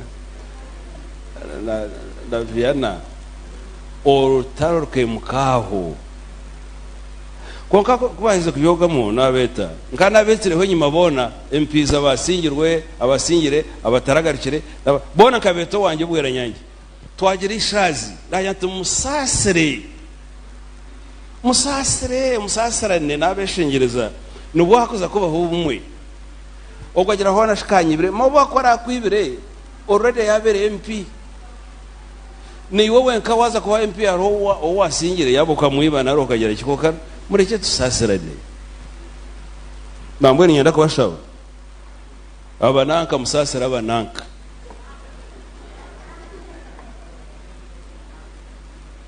aba bugiraki musasira ba bugiraki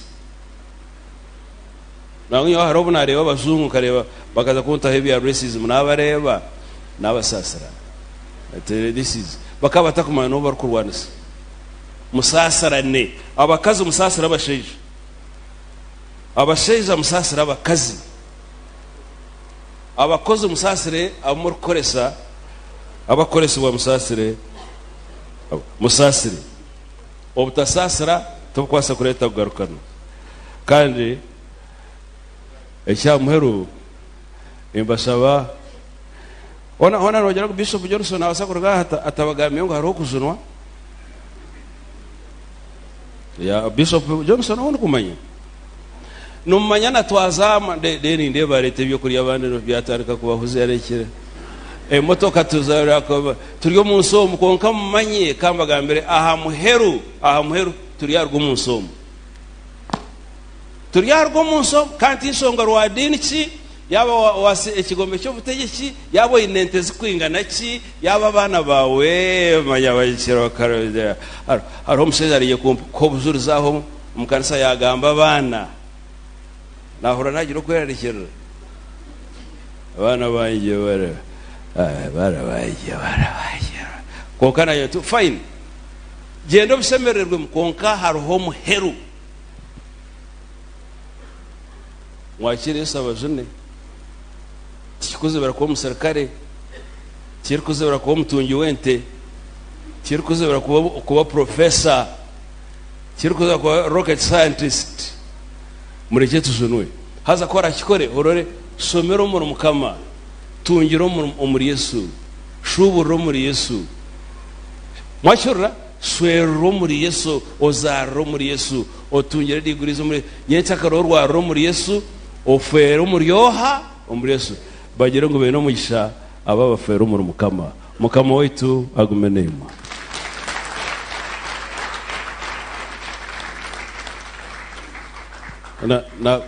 na kwekikopo na ebyo baguza n'abeshongozi banjye aba mbahereza ikikopo buri umwe riza kuya yewe rikije mbahereza ikikopo hano kakushomesa ubwo no mwegi wanjye ubu mwe takwenda kukigambaho ngo nho hatayina mani mureke tutere bishop mu ngaro zamani mnonga twihiro mu nkuto ikikopo cyanjye mutitaho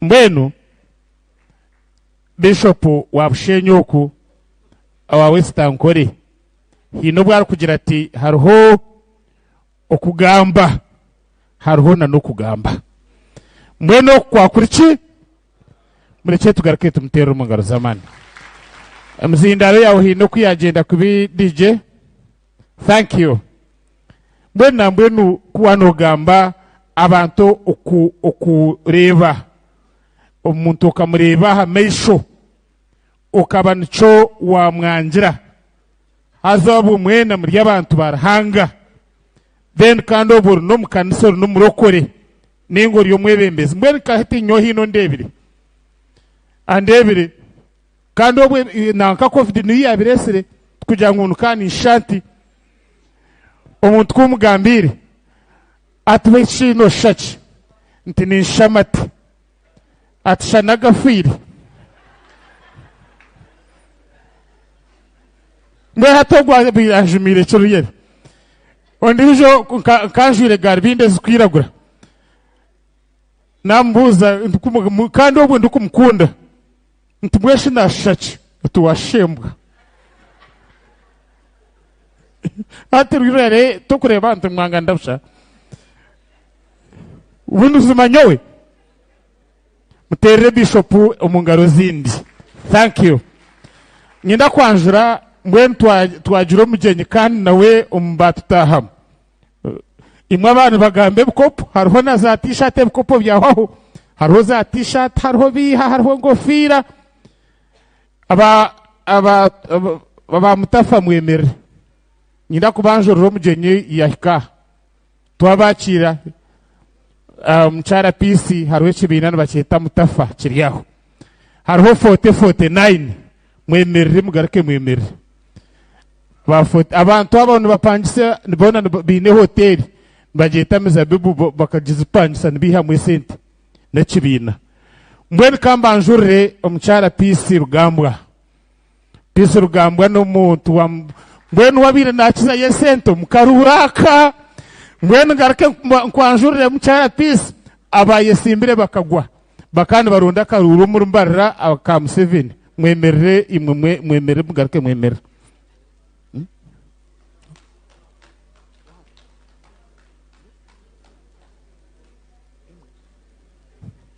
aha mwibari munonga nyina kwanjura omugambirizo w'Obusiramu omuri mbarara hazogu akaye simbire mu kibina cya PFF omuri mbarara abantu bamanyo muri mbarara nose karuko akarunda kubimushije utinda kurebere nanye omwami Abdul Nasir Subga twakushemerwa nuwe mugambirizo w'Obusiramu kandi akayisimbiraho mu rembo rwa mbarara aba BKI banyankore kweterana international abaryomwe kandi tumanya umwami kabukuru na timu twabashemerwa abaryokwe numuturebera aha YouTube umwami Patrick Bugambwensi meya bushe wa Bwizubwera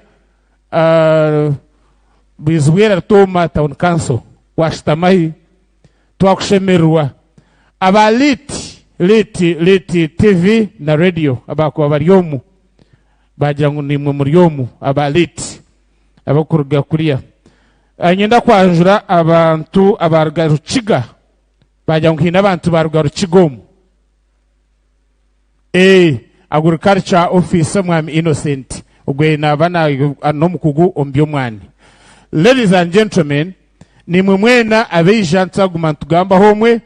Of course twatwayanjwire kunka mwenu General Muhanguzigar yemerera no board member wa board Konkori Division Commander Ahabwe Major General Paul Muhanguzi kusima kandi tukusimira kimwe umugenyi mukuru wo mushija tumwe tumukunda kuno abo kuba n'umuntu witu retired Major General Fred Mugisha twakushemerwa retired Kano Charles Bukondo, twakushemerwa retired Kano Sam Karogo, twakushemererwa abasirikare ababaryomo abasirikare bakuru mwena ntubakira CI ahabwa division yetu na murebo mugisha mugume ibari mnonga kwijana timu y'aba police mwijana hamwe ntubasima twine shonga nimwe mwenu tukuteka kandi kugira ibibuzo mwagambaho kandi no kwakira umugenyi mukuru bishop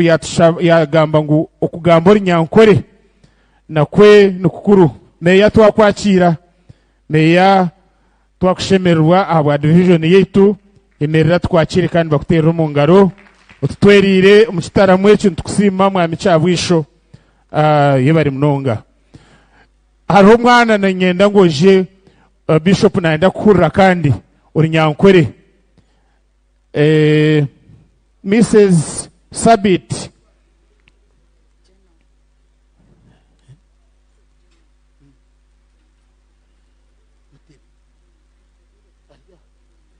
Mrs. General Sabit Mutebire bagira ngo aryomu bambe twakushemerwa yebari mnonga kwija team of Friends Forever mwemereni mwetubakire Friends Forever n'abantu bamana bakuru twabashemererwa Friends Forever inyenda garuka kwanjura umwami Bruce nkamunywano wanje mweri nyoni nkushaba ebitoki 10 just byonka nebitoki nabitwara Sudani naja kugira kanya nagamba nebapakira baru konka nyoni nyenda ho ebitoki 10 ritahigwa ni mushabente konkiwe ni mushabe bitoki 10 byonka biti kashabe muje umtsigaza ja tugambire eburunyankore then twete umugenyi mukuru then tuze omuganiro handa hace tuba twija ijo mweno twevugira mwana bahurire ambato nabo bakubasa kugamba enteninga bakevuga orkwija kumugaruka mwakirano ntaro byo kwakirano bimanya ino bagira ngo unyakire kandi ngamba kembuze kandi shotubana maraka kumizamo nabanyeta kampura kore bubatsondo ndio akatsondo karengo rwa mashweko witena rambira nsara ndio mweja Bishop Stewart ni nkoraba cyarazo procurement and logistic management konka iguriye byona ni nkundo bwangwa bwanjye ecyandeta hateneje kubagambire nte kandi mbyo munse by'abantu bakunda nyonkunda Bishop ogunambuye nankwatse munonga owazombu yonzane chikoro izishure bizazere cyankoko nakambari ibumba turomire gwazo gwaguma kutagambiro ritorwanya kirambika rwagira meza rwango rwazere rwameita yabare kazana bire musayo gwabere gwikwitse mu mfunde sere ya benezita za kitiga mutano gadebe nto kuzatasi oboya burungerishero burebereze bwano sankore amba no hame kasese karungi kasandire rezo gizigorere niza kusabira haburebereze bwarishero mutuma gwankore yabare ikadi imeri izoba za setkita kamirongo itakatware nyene zebiziba byendi ikasingwa na zahaburebereze bwarishero gambente zatwa ikasetkate no zigambiro za gene ncamte zazike sereko mu ntanda muze cyabirinde maze itsigamo umuyaga gwihatwe myambi zakura takatongore kakarba gamba no hamya tatenkuru igisange cyari cy'amasyo gabere ngagitsibanga ihurutirira yorwe cyondo na murago yabare ikindi kenzungu zagiziro bwakakara zanco break nitega yabare tatwa zatyore damu yarwikanyisa amasyo gakukire bagenzi banjye kabatakire mikono bagimpereza batasigaye igene bakehinde zonte zagumitarire gumano igamba tatenkuru amezi kanywa gakeberwe zakuka nigumbo mbibundi kansemezi gasingire kimogona gabere gariyo mu certificate yo bunyembo bakazigitoranda ngo igisemereye yabare tatwanze igoroka nensubi yatayebwa na kiri hambe cyakabira batagira nkebe munda bakegaranjira zargayo mukande nekizinze gamba no hamya itangare misiro kuya kubensi igitini irgayo swere mpangwe mpabura bagenzi kumari ugamba tatemko ishanga ubunyatsi bwambura rihumza amaguru yitagare nyangizi izingo murebe gwamaje gubangirwa nsere gamba kengoma Rwanda kagumane yihimbe yabare obona ubuzira yicekeri ikabura kugitwara nkensonga ikakombera n'amahembe gazo gagumana gamwamwatwa kumari ugamba tatemko azgize vugo n'ibyamaze vugo n'ibyacyasa byangabo goropeta nakakondo cyartare na cyehinda kiremba na cyamugore ko na cyabceki kazigize na sinanya kairukondo yabare tato wanze ertyamura gensonga nkekagerebera mu rworo ko muzeshe sibe na joskento munjunguza katongori kagumka yikumba kumari ugamba tatemko cyarhamye bukanga sente ni tegartendeke nyanantekeje yipasingeta ya yisemeje gambente tatemko cyanyejyana amazugi kumyenti sibira rwa meter gambo abafande migwe gikayisinga rwiza amoreko gwa kaceke kagumba bagwa cyumura kiroko cyarwiraro yabare manyamba bazikagibo bwengezwe ziraremera hancu amtoye kazigira karungente ni kamori yashemeza buri omwe kakumba hancu amtoye amaje tigitsuburiye na biceke kajumuka na makondo zasisibanisa za twatina yabare tatemko ekagibse msare yibangwa yegambo kuyatsigirwa kanyunya cya cyartarzo mu mpaka ngira mwireteze rwungire zeshe yikasibita setikire cyazirza cyasa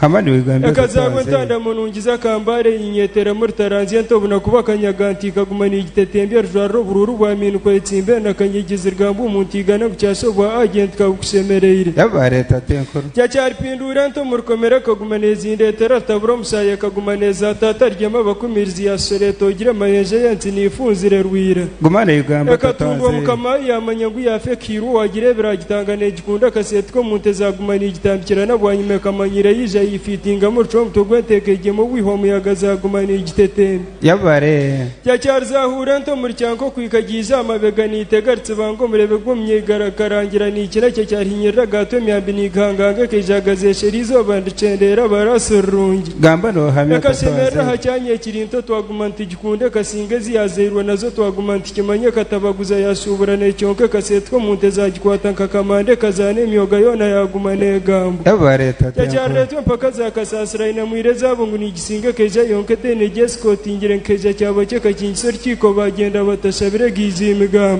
yabare arturanzira karunjante ni kama bagenyi bakabuza nkwazuge harbangirwira kariyange ngikiriza na mukamayer mamira nenyene tisibire ni tarango mukatongore ka karbanga gumano igamba tatanze kwezi nenganzu ngwe kwiseterero tarekera nteke ikarongo izagire tabaguza neze mugongwe takurike no bunyeri isize nkasiba ngo mizentereka bihogo karebe gambente munywana wanje mpembe gar kumurinkana rhabwe ntebe muzeshe bukuri kusima kwa giza bero kuba mazara shateka gumane tungikar burente ngir nunge bunyambwe zabere nzetini keje zagitemberaho gambano cyarwo ko munte nyingi zenyembwe kagume tungarere Rwanda tubira kariyange kamodoringane kije singisenta kanyitebo kagabongi kubise ngwe gambu yabare cyarzundo muihunga ntisibire nzogar taburogwe nombe kafoki kagogera murtwaro mutugwangara binkwatire cyabayambi kabagenda nebetombwe gambano hamya tatemko cyartembe ko ni yamrefu na rubate kabekarra kizir tware btwe kabyango hekasere togire gakira mayenze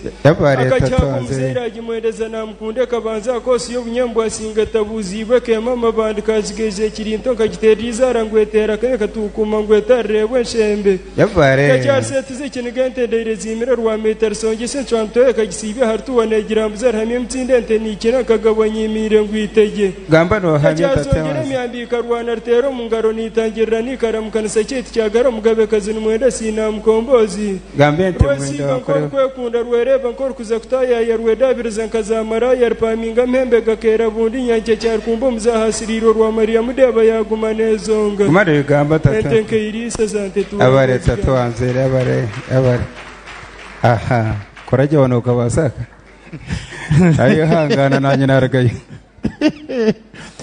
okay mbaterero mu ngaro zamani kandi kigenderwa kitu cy'ekitaramo ntwenda kwihayo ebyo oine entaranta yona nk'abanyankore tugume tubakwatireho nuri hato gutaka na kitina na kigamba yemerire kunoja ngo yacamukire uyanaza kongera kunorwa twenda kongera kubacira mwe bari munonga kandi tubasimira kimwe abambara rasite United Organic Farmers and Traders Cooperative Society Limited mwemerere tubacire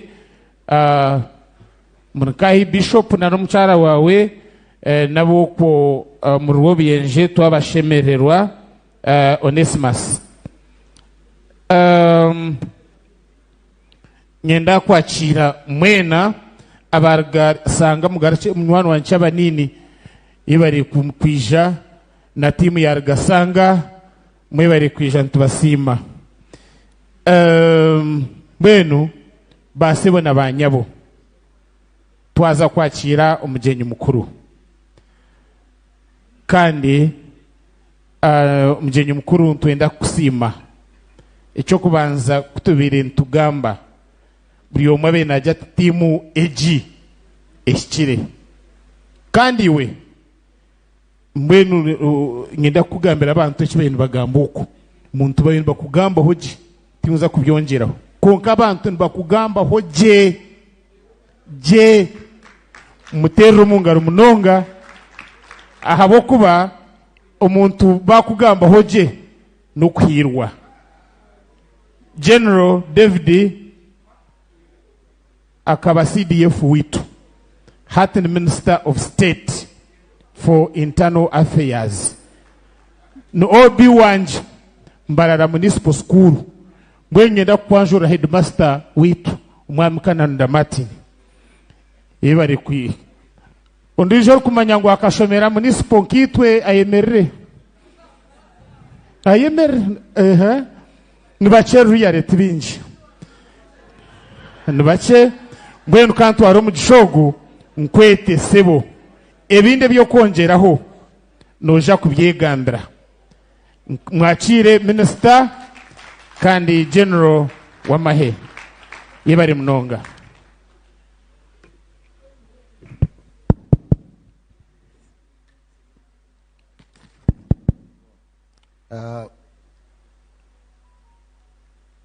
Our Lord Bishop Tunomjuni Obwebembezi mweno mbitinisa byanyu, fellow panelist Dr. Arthur, abamahe bakuru, abantu mwena abejo mu kitaramo nimbahitsi ahwenda mutyo yo mwaka ukuricho mwaka mukuriche no bururu mwebare no kuhenderage na no kutoranaje Obwebembezi obo harimo na president wetu General Yoweri Museveni. Hati address yanje nambashabire nguntandike nseti nje pesi then ngende konkabangira ngo ugumeho ohendere abagambi ababanza bandaze bigambo kuna banisharinga notes na Dr. Benomjisha. It was more or less framed the same way, so it will be easy to summarize. Na handiko mu Ruzungu for coherence na logic njya kubashaba ngungu meni ngamba mu Ruzungu then into mu Nyankore.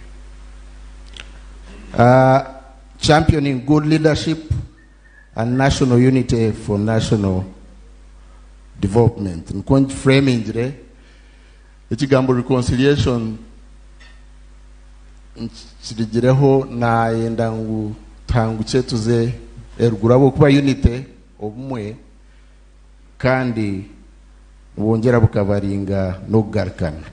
But also reconciliation, yes, turugiraho mu byobururu, but there's life after elections. We have to move on. We had wars in the past, but that was the past. So mbenyendangu to emphasize njobumwe kandi kirungi Bishop na Arthur nabo nicho bataho emphasis. The topic as put for discussion had outstanding features, championing good leadership, Okwenegyeza Obwebembezi Burungi, reconciliation, which now we have turned into national unity, then national development. Entunguka abuku Obwebembezi no mwe bwine end state. They are not ends in themselves. Ntwendangu bushonjere entunguka no bugwaje obuyihanga. konka ntutandikira. What is our starting point? Our starting point, our setting, ihanga lyaitu Uganda. Nahabwecho understanding Uganda, which binds me and you. Ahabwe kuba abandi nimbamanya, abandi nkubamanya konka ekitugeita wehaho obunyankore no kuba abanya-Uganda. So that is our common denominator. Kandi nangwa tukayenzere ngutangu tuongere kwanguha tube East Africans, tube Africans nka Dr. Arthur okuyaba yagambire. So our starting point, Uganda.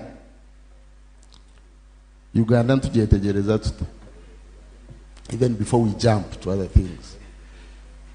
So I want us to answer some questions from the onset so that we move on the same page. And these are the questions. What is Uganda? How did it come about? Ekawaheta. How do we preserve and make it endure and prosper as a stable, united country? Is another question.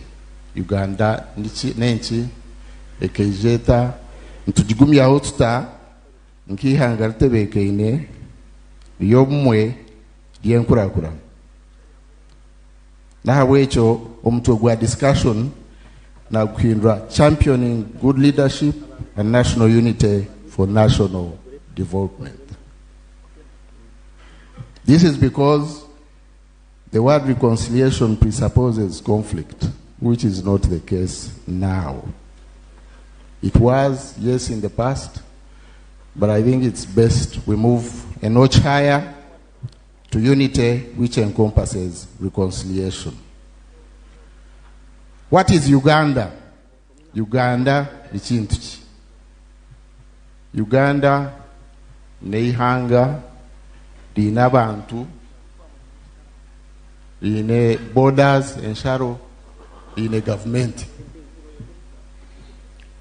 Omurungu, Uganda is a sovereign and independent African nation state with a defined territory to inesharo. Story kangwa hano tukoma to in a population hati ninjangu tuliyomu milioni nkana na itano. Erukumanywa nkabanya Uganda, erukutani sanabandi, to in a government which is recognized as such within the international system of states. Legally recognized. We can make our own laws. We are independent and recognized, and we became independent on 9th October 1962 from British colonialism.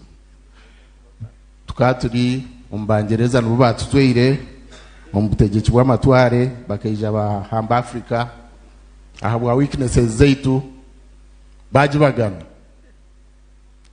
nambweni imperfections ezindi ezikushongera okututanisa zikarugobu abwo bakashitama hameza bashara omujamane twaraha omungereza twaraha ombirigi twarakuriya abantu ababe bamwe abandi bayishanga omahanga gandi. There was a time when we had a minister here called Agri Awori, yaban mujuka omukuru wa vice president Kenya. So those distortions were there, and they were caused by colonialism. So Uganda neihanga erukumanywa omusiona neihanga erukwetegeka neihanga erine government neihanga erine borders neihanga erine abantu. Rikeja horta before the onset of colonialism abajungu batakeizire tukatwine okutwabe tuli organized mainly kingdoms abaibene abakama abandi bakabine chiefdoms okun kutwabe tuli organized then abajungu beja batutwara. nkokuna najire bachram amahanga nkokutura hati imperfect as it was done abanze kwebembera in their wisdom and it was practical bajirangu boda nkokuziri tuzireke nkokuziri abo kuba hatwaza kugira ngo bakazikora kubi no retentarence. So the borders as drawn by the colonialists were left as they were to the present day with their imperfections and irrationalities.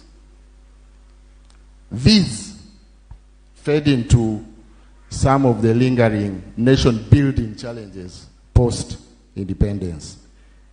Challenges zokombeka NC, not just countries bound together as the British left us, okuombeka obunyansi.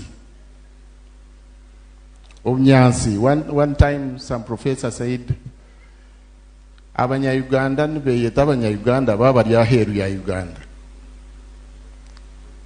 Entunguka ejirero nehihaho bingi. One time, Bishop, sorry to say this, itoa ebanywaho uko shanga abantu ijwa ebeto bufunda shanga kafunda kabanyankora kafunda kabaganda kafunda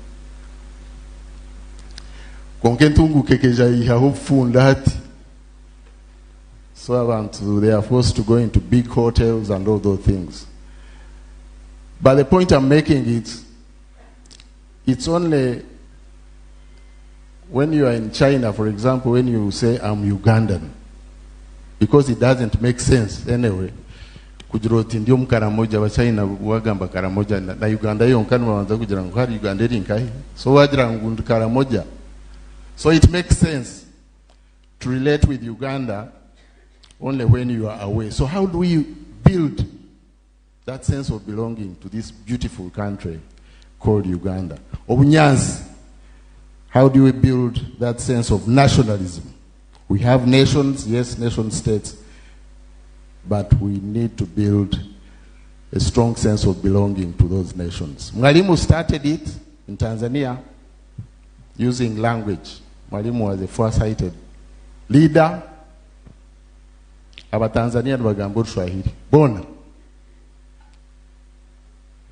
No banza kubatura mukumanya ngo no muhaya no mu Masai. So echo mwalimu akachibakorera. Bishop yanagamba handimi how do we use these languages as instruments of nation building? Is a question I want to leave to you as food for thought.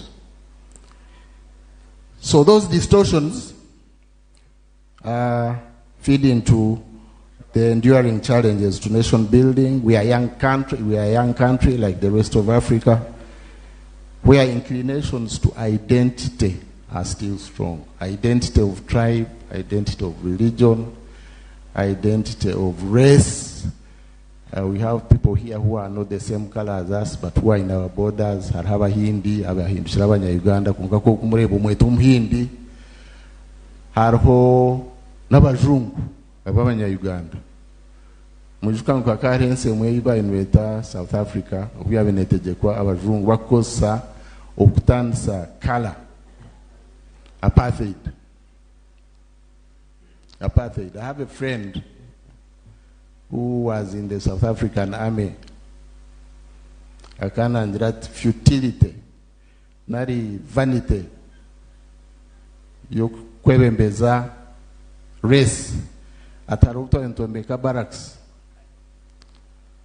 atukonka pate nyinje keri toilets. That's why atabu kuwako no tekwa kwembeka toilet yaba kwiragura officers n'abazungu. Then ozeho oza toilet yabakwiragura ya officers abakwiragura n'abazungu. Then other ranks, NCOs, no NCOs n'ababahagati abakwiragura n'abazungu n'abarkalad aro n'abarkalad abatari biraguru abatari bazungu. Adeno tewa bakazi n'abasheji. You know, you can imagine the vanity of that. At block, half of the barracks was toilets. Wazo munyonyi toilet nedge name. The vanity of these pursuits of identity, how far you can go, and gladly, South Africa gained independence, but it took a long, long toll on that country's development. So our checkered immediate post-independence history, yayabigambiriho Bishop na Dr. Arthur omurinkaga na emyaka yanshanju na kinana na obutegetsi bubi na nuboreka icyo kureberaho hari challenges ezo kubura obumwe omunsi kandi okubasa gadre nyuma ihanga ebyafayo byaitu obutwatungo okwetegeka kurgombangereza abantu abebembezi bakabari abantu bato hatebirebe abantu nibebembezi obuto n'obukuru konkana abaye bari leaders baitu post independence were very young people kandi bashomire Milton Obote Ibinjira Mutesa Kakonge, these were all young people in their 30s. But Lord and behold, only I think about 4 years to atungo bwetejechi barwan Idi Amin bamtuma yatahira orubiri ebyakuratsire numbimanya kabaka yiruka Obote yategekaho kache Idi Amin yeje 1971 ijo turigire omukushabira no kwijuka Archbishop Janan Luwum oitsro Idi Amin n'abandi bantu Idi Amin akita abantu bingi. Then after Idi Amin n'abandi abakuratsireho okusya 1986, including but not limited to 80s, tough time. Bishop yanagamba mahe akaro iheri hanga hanwarieta UNLA, very beautiful name. Utwajiziraba zahuzi barga Tanzania behamini great expectations tukantu jirangu tuwaza kubaje, but all those expectations were dashed. UNLA became worse than Amin's army. UNLA biabirekora think manyaha harho ombama hewa birurium UNLA yabarho ombantu beitu chemu okuzo mu UNLA abukwa abarijiro mu UNLA bakombeka na NRA konka Bishop ekyana gamba owamahe bakabine bus abaye bagarum nwakorra rubiri ngwakaba jeta nsanga bisibe eke garubiri ezo munyendo ne torotore bintu umajwa abantu abukora gumana babiguza bakaba today okoma enkeito zitaha baraza so bejan wa collecting. That was an army of a government of Uganda. Bakabe eta agatanyata wanonda kuriye nyama ugambira umusirikare wawe naza buchare bamshare cyari kwenda bamhana balance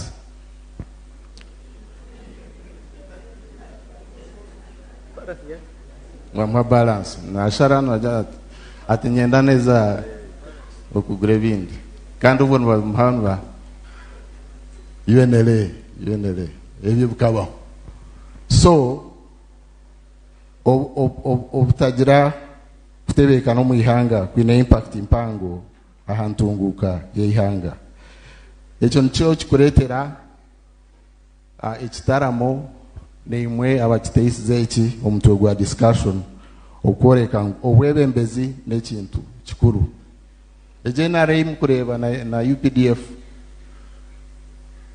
eine mbundu eine uniform konka ekikugitanisa n'amahagandi n'obwebembezi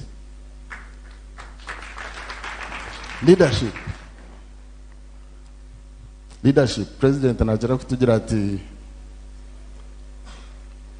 discipline yabo omukishaka yabo bamhanguza bakaba bariyo rubabandizeyo n'abakarogo na bukondo ekatebwa ho sacrifices nyingi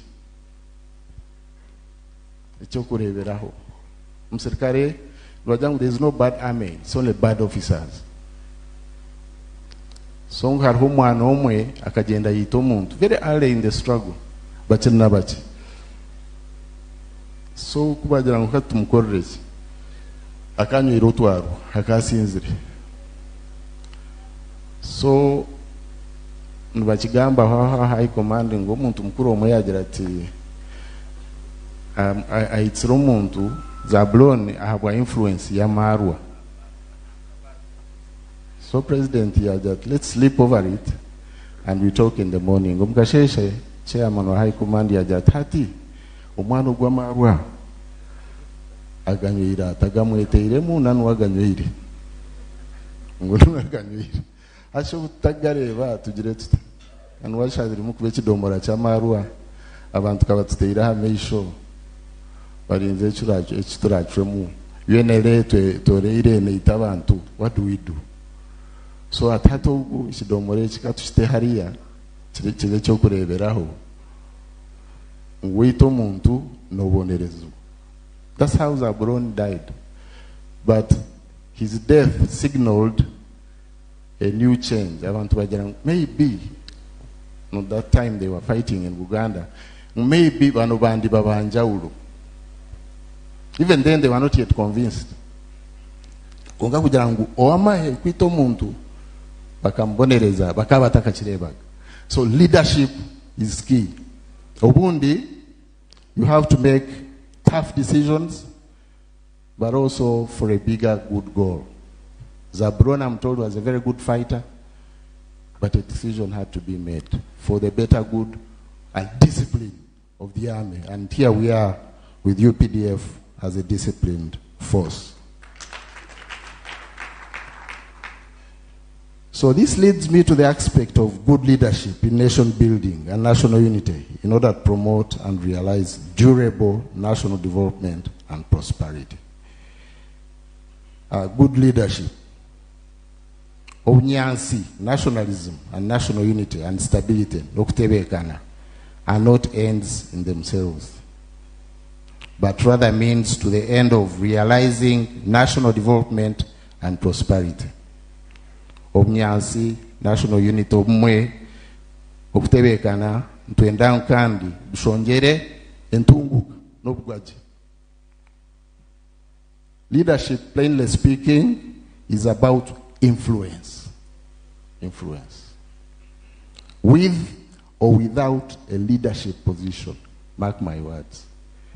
Tokwetenga position kuba omwebembezi. Omukayawe oli omwebembezi. So you don't need to be an LC1, to be an army officer, to be a leader. You can influence others without being with a position, appointment, work-related position. Good leadership makes the difference through positive effect or impact. Okuba omwebembezi oshemeye kugira impact, yabu impact nchete cyo muri Nyankore. Oshemeye kugira omugasho. Oshemeye kugira effect erukurebwa. No hindura hochi as a leader. As a leader.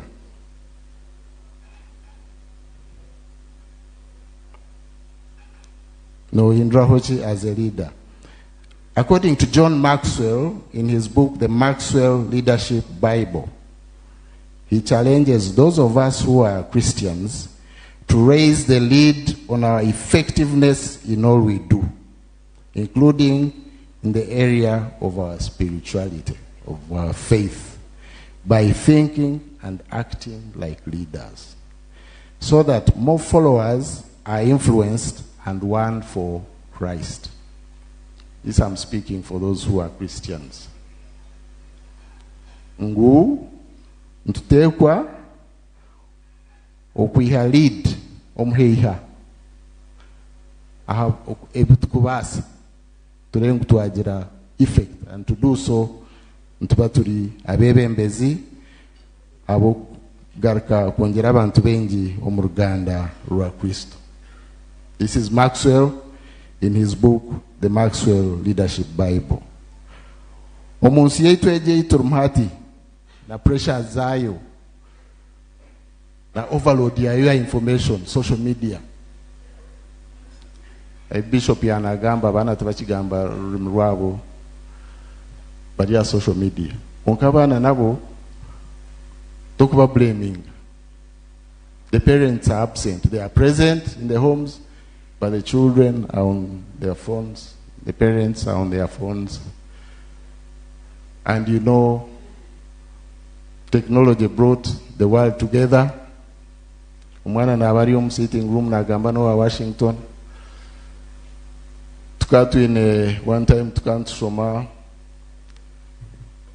ba to example ya koporo no serikali wa hansi nabana commanding section at all levels of leadership, tactical, abantu abakulidinga teams zabantu bache, then operational, big organizations, then strategic. So konka hata abwa technology na influences zindes information technology. There is a thin line between the tactical and the strategic. Abukuba omuntu na basokorensho be have tactical level ebe concern ya president. Abukuba ibintu byona bil fast. Aha. Kopore ya ito muntu president na sireba. So abaserikali ba America bakaba di Iraq ba to charingo muntu ba bita social media ba mjweka cha plastic ahamtu ba tanka kumsesera ba mkomira ichinaga so yeah. Na rasiana ba telebishani bakusheka so akashan ka agenda. It went wild. The American citizens demanded of their government, what are our soldiers doing there? Is this what they are doing? So the commander-in-chief had to answer for the mistakes of corporals and privates. And they coined the phrase strategic corporal. Corporal or tactical had become strategic. Many influences now because of these and information and choices. When we are competing with the minds of these young people, as parents, as leaders, how are we positioning ourselves? Kwebembera, abantu bari over-informed. How do you do so? You need a number of things. You need vision. You need example. You need initiative. You need character to be strong and convinced of what you want to impart on these young people. To convince them because you are a leader. To influence them beyond these choices, many choices that they have. You need charisma. Charisma, I don't know how to call it in Unyankore. But the reason why young people, and I'm glad Bishop Tinomjun is one of the charismatic bishops, why they run away from our churches, traditional churches, bakazomu, ombekanise vindi, nawa, nubashanga you dance, nubashanga you, so charisma. As a leader, you must be charismatic. So that's why you have amakansa agetwaga inka again charismatic leaders in Kava gachi in life. Abantu twagahungaho uzomba kansaga agatandichiri. Decision. Obwebembezi no tekwa kuchwamu no yenda nalyo tarukwe. Kandi byo kushara mu bundi nibatari kushemeza abantu. Konkabishiri if you are convinced. Because that differentiates you from the others. You have to decide. A leader who doesn't decide is no leader. Decision is key in leadership. Sacrifice. Okwehayo. nk'abo abantu abagiira omu kishaka, risks very high. Who knew that they would come back? You are going with just 27 guns, but this is because you are convinced that your idea is good and that you can mobilize around it and increase in numbers, turn your weaknesses into strength. Into strength. So sacrifice, courage. Obtatina, patience, ogumisiriza, communication. You must communicate as a leader. You must be communicative. Humility, okwebundaza. Okushwamu, okubura, okuhana, okuguidinga. But finally, to transform, to have transformative influence. Raho for the better. That's what leadership is about. Leaders are the mediums of influence, motivation, inspiration, and example. And therefore can promote unity or disunity if they choose. That's why we have bad leaders and good leaders. Our plea is that we all should play some leadership role in promoting the common interests that define us as Ugandans. All of you here have a leadership role to play to strengthen our Ugandanness, in order in turn to ensure national unity and development. I'll give various examples, including about the armed forces where I have served most of my time, adult life, and also in other areas. Omahe, someone who is in charge and who exercises the functions of both leadership and management, is described generally as a commander. Omahe, omuntu, oinobuvunanizibwa bw'obwebembezi na management. Management nebanjira obwebembezi. Management nekoraho bintu nka logistics, nekoraho bintu nka abasirikare nibenda kurya, nibenda amasasi, nibenda ki. No organizations that studies Amahe management is about staff and numbers.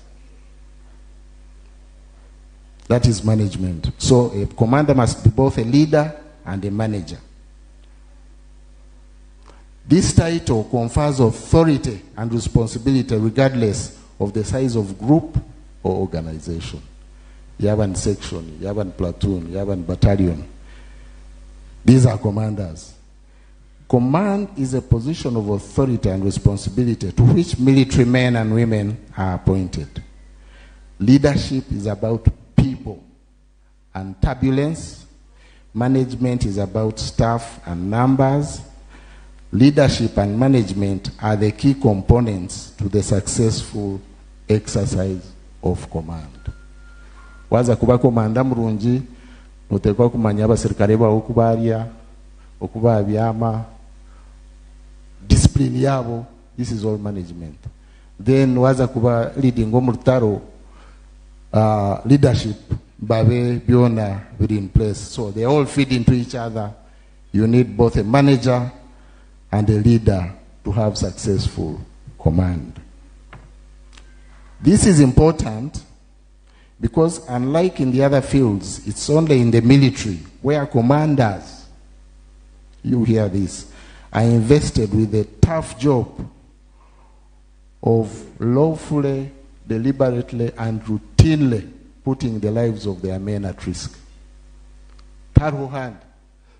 Ahukushanga ngo Obwebembezi aine authority yokuta abantu abarukwebembera in harm's way. Konka kiri omu mateeka. So that means you have to win their trust. You have to discipline them. They have to follow you because military work is risky. And they volunteer to join you knowing the risks for national good. For national good. In the spiritual realm, okay, Bishop, leadership is illustrated through the leadership of God. God's teachings are that his leadership is positively infectious. Neturra konka neturra with positivity. Neturra ne Burungi leadership yarhanga. Good leaders encourage the development of other leaders and followers in Christianity. Believers in God are enjoined, are called upon to be leaders. Abakwichiriza mu ruhanga abashemekwa bebembezi babandi. And this is more than being a boss.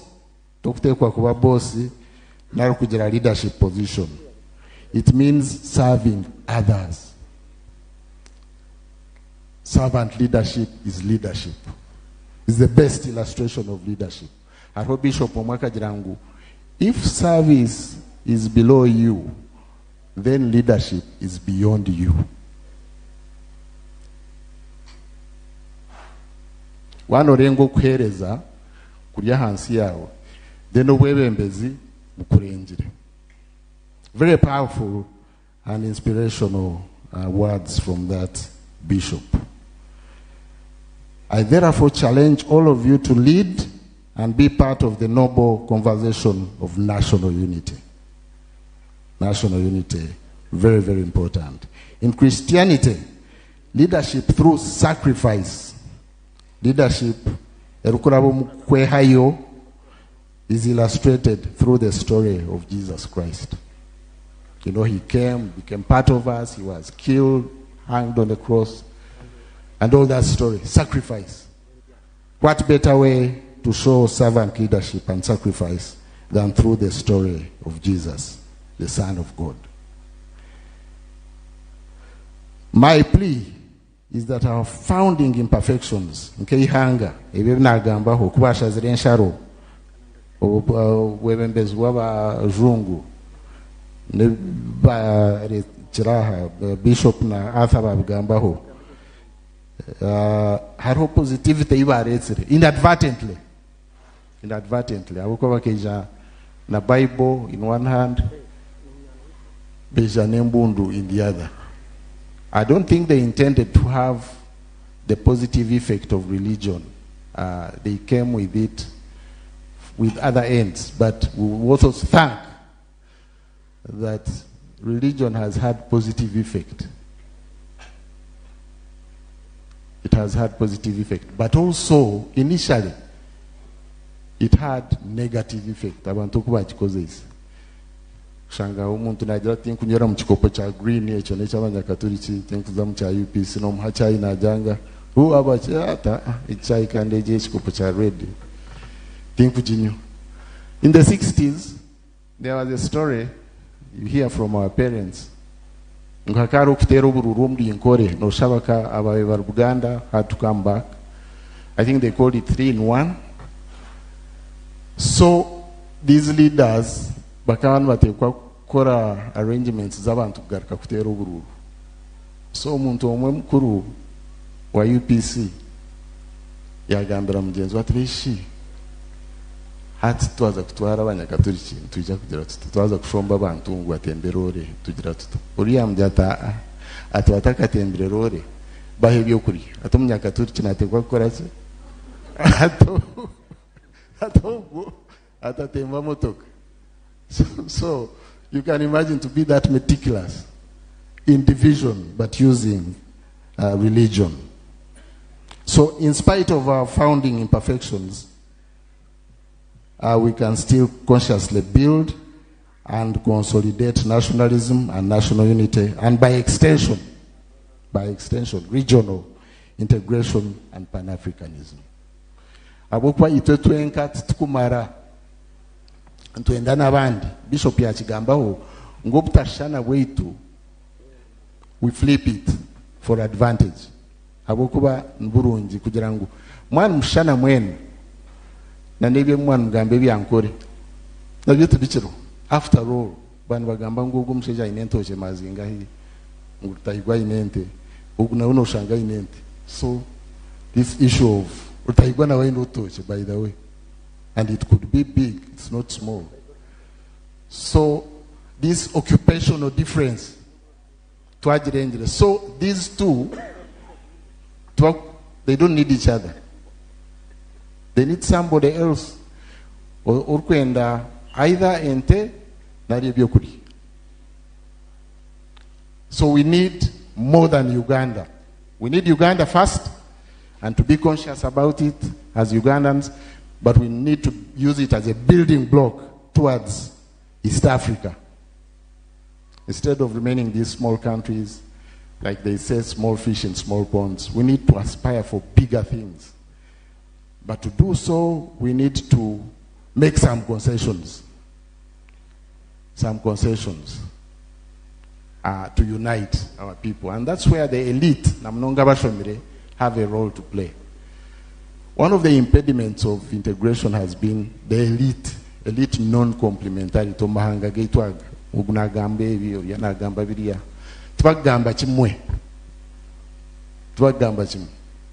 If the elite led, the others would follow. Yet our people, Abantu, they are integrating.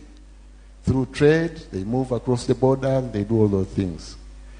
But you to my office, no yereba no jurut, na Kenya nyoni nzakuba director, you know, those petty things. Nzakuba ndi commissioner, you know. So elite complementarity is important for us to build meaningful integration. We need to champion and consolidate consensus. That's the purpose of this Bitaramo, if they can spread the idea of town hall discussions. Abantu gamba Ahabwe kubakwataho, irrespective of our differences, tribal, religious, political, etc. Ebintu ebikukombeka tukagamba ahari, what is the national interest? I think what we need to do beyond what we have now on Constitution yetu is to clearly define the national interest. I work with directive principles of state policy. It's general. We need to define it better and succinctly. What is the national interest? Somalia for national good. Debate. And that comes from understanding and mobilizing around the national interest. National interest. And subsequently regional and continental interests. We also need to de-emphasize our identity differences to the extent that they divide us. Tribe, culture, religion, politics, race, gender. Until the advent of the NRM, abakazi bakaba lyoko konka abakazi hati tokubagamba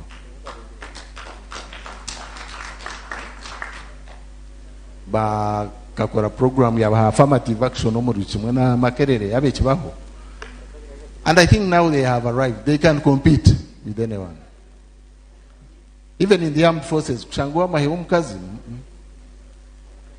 but now it's normal. It's normal. Kushangu mukazi ariyo mahe mukazi ariyo police. Police bakaba konko mahe no. So affirmative action, deliberate, to fill these gaps is important. So that we use our differences as vehicles of connection. Entiendo. So Abantu. I'm glad we have Reverend Karemre here seated beside Bishop Chino Mujuni. We have FDC members here. We have Noop, I'm told. Very, very important. Talking about important things that bind us together as Ugandans. Our rich diversity as communities, as nations, should be enablers of unity. To flip inje ventindo zogeita abantu, rather than as mediums of disunity. We must champion, preserve, and consolidate all-round security. Haro security ANC, obutabaho butabanko, okutebekana, konka hariyo security eyabantu. Omcheno. Security from want, obutagira mcheno. Hazo muntu atareireje na bichizwa security ria. So how do we promote all-round security? That's why we need a peaceful and safe country free from active threats, as well as security from want. Food security, employment security, through enhanced private sector-led development, environmental security. Abanyamba, Ruiz Hatmukarwita, where will you get water? You're building around that river. Wanaga mwebi Ntunu Wakorachi. What are you doing from your home, as an example? Environmental security. It will catch up with us. Kampala had flooding and cases are wise because they went into the waterway, and nature finds its way. Environmental security is one major aspect we need to address. Social and economic security. So all-round security is key. They can unite, and you can also plug the gap between the rich and the poor. Inclusion. Dr. Atayana. Sometimes they call our president a big tent leader. Big tent. Everybody must come into the house. Yes, very important. Legitimacy. That's legitimacy. Broad base. Include as many people as possible. It has a cost in terms of money, but it also helps to offset the other cost of insecurity, which I've been talking about. So you need to balance. Like Dr. Benomucha said, you can bring in good people. What quality of people do you bring in? And without killing the ideology of the host person who is calling in people. So we need also to strengthen that one, ideological depth, so that you incorporate good people, but also you promote national unity. Beyond a conducive policy environment and putting in place anchor infrastructure, we have a policy environment, maybe in Twebiamane, Hango, Enguto, security, amashanyarazi, etc. Government realizing that you need human security, eka stramu ngu eteho programs zokurengwa abantu bagira kasento mushaho. And the president has been consistent in this, starting way back in the 80s, Entandukwa, Manyabiha, Hati to the PDM. And this is deliberate. Ahabokuba obumwe nubanjirwa obugwaji. Hungry people are not particularly good neighbors. If you have a hungry person and you are in your wall and you have dogs and all those things, you don't sleep because there's somebody hungry. So how do you make sure that that person neighboring your house, a very beautiful house, he doesn't have issues of food, he doesn't have issues of health, he doesn't have issues abana mtubagire mwishono. Nambwe nitwe ukangwe wetu nkaba Africa ntutana n'abazungu. Abazungu kandi bakaba individualistic mlonga batahare ito twine sense ya community ncho kituyamba. Ahabo kuba yabura umugeiga yabura moro yomwe na yetengo ndisho. ombajungu ko kuferwa nibakwa waza kwijayo kuba yagira nibakwa kadi tokwijo tyo ngwija ngo abantu bafererwe noja ngo we need to grieve in privacy noza hino ho akweta noza konkobo ndo bunyakantu abukana mangu weja naza kutekera naza. So for us we are still communal. Can we maintain that communal aspect of our culture and build on it to promote unity? Obumwe bwihanga nubanjirwa obugwaji. And this arises from the realization that prosperity for all serves the ends of stability through reducing the gap between the rich and the poor, hence feeding into durable national unity and development. The president has preached this all his life and has provided consistent leadership. Kwara harumuntu tarha no mwebembezi wetu. Nambwenda campaign ze nkareba takushaba bururu akana shomesa wealth creation. To be a leader you must be consistent. Togambechi today ukagambechi nyenchakari. Consistent because you believe in your vision. But the point here is Obwebembezi. He has consistently preached and had positive influence through prosperity. He has preached prosperity for national development and transformation. He has also consistently preached regional integration and Pan-Africanism.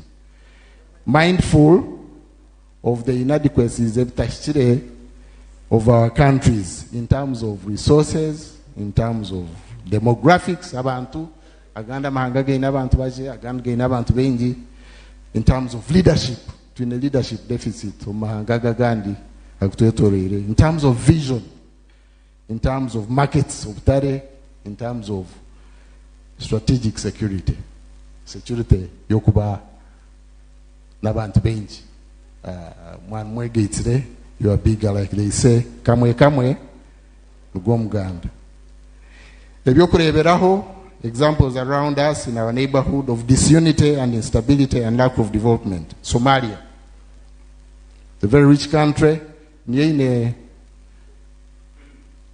coastline erukuchira Africa, very rich.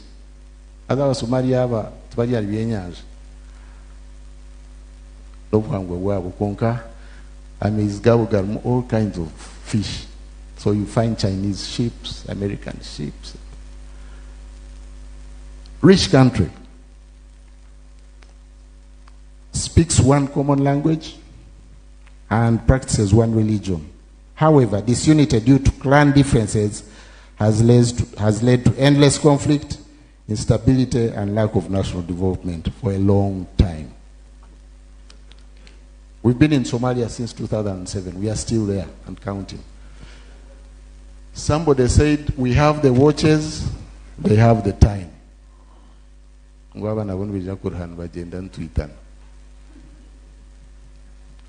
yeah. But to what end? But yeah, still. If you could run to Jakubayam, Babakurama, Manya Bakuri to Jovar. But yeah, but yeah. But that shows how a country can be drawn back by disunity and also, I can say, deficit in leadership. A lot of blood and treasure have been spent to pacify the country, but durable stability still evades that country. Congo DRC is another country, example of instability arising from a nation-building deficit, arising also from the mistakes of the country's colonial history and immediate post-colonial problems, fueled by external and internal actors. This, in spite of its large size and wealth, Congo inobugeiga utakariwaga. Huge wealth. Konkana manyibia Mobutu, manya Lumumba wakamuita, Patrice wamuita, abakushongoka abobudio babeita. One United Nations bureaucrat once commented, Aromjungo mwakana kora reforms, our missions zao. muntu mukuru mnongo mu UN. So yagira ngu mission yabo ya Congo eturayo kwiha independence ya UN nambwe Trump ubwe byagira hari byashobora doing nothing, just their president abeta conservers of terrorism but yeah. So mjungo mwe yagira ngu in Congo their mission is to hurry slowly. To hurry slowly. The Batoro say, cross quickly, but don't run. So what does that mean? They are not in a hurry to finish or to pacify that country. Not at all.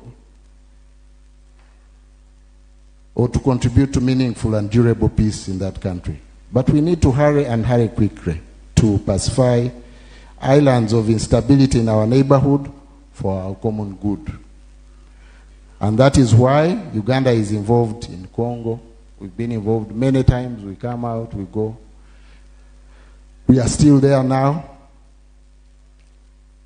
because it is our strategic interest. Sijomu interest zeitu nkeihanga okugira peaceful neighborhood.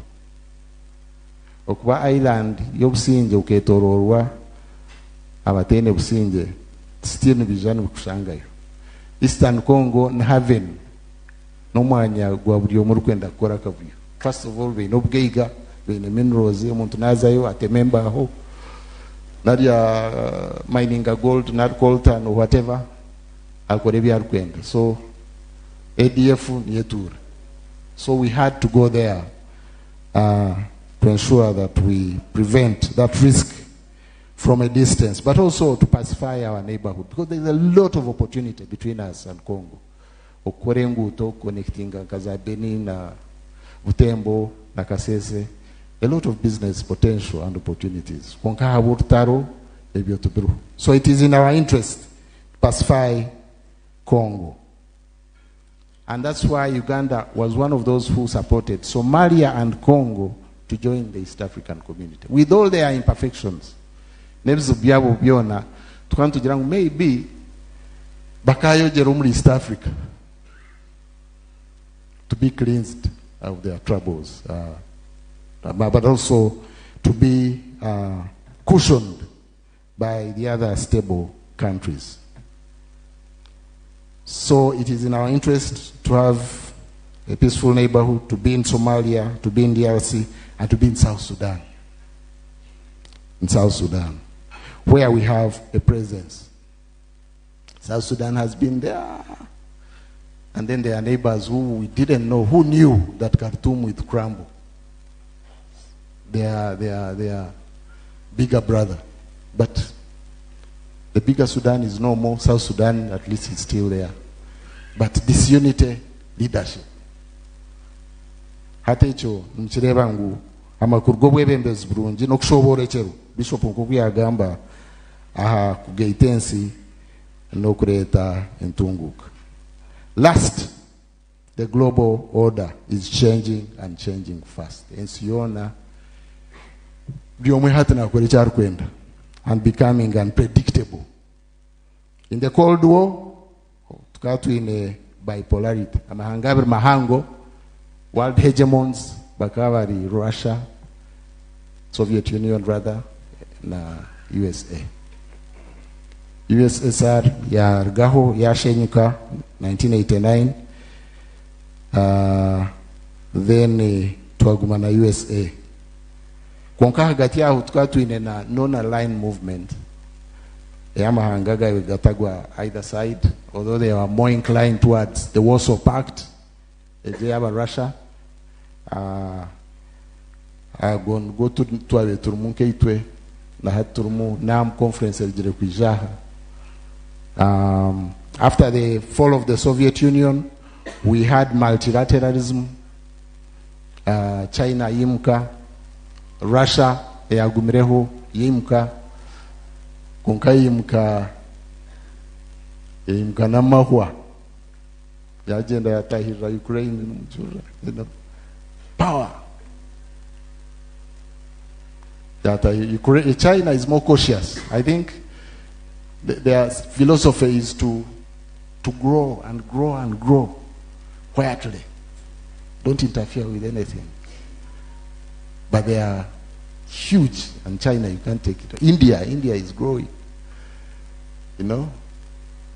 So China, its policy is to grow. That is, I think, their philosophy. To pretend to be weak when they are strong. That's Chinese philosophy.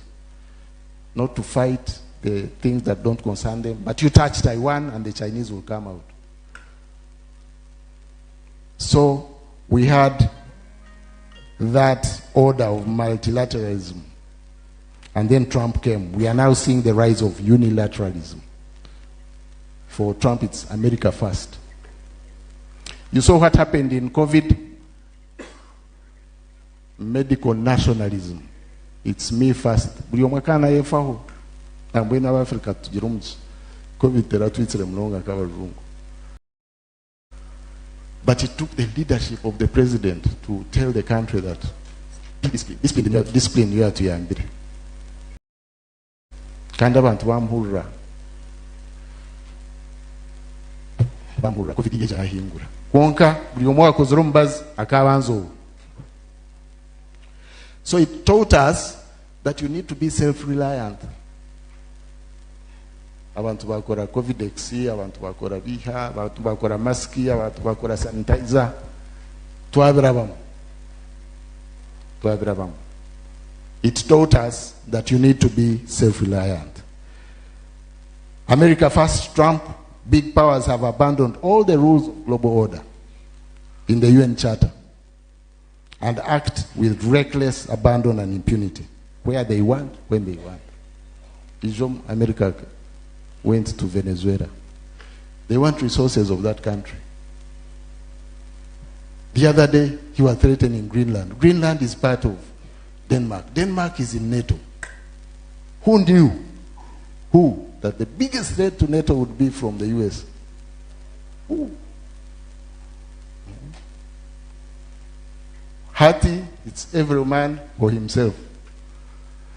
And I think that one will lead me to my last point. The scramble for global resources has escalated and unmasked. It's Trump ayambire nokubehaho mask. Akabore kankokubatura. Ebibabeha manyabiha.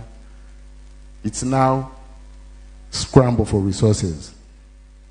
And the question now is, where is our strategic security in all this? Itwe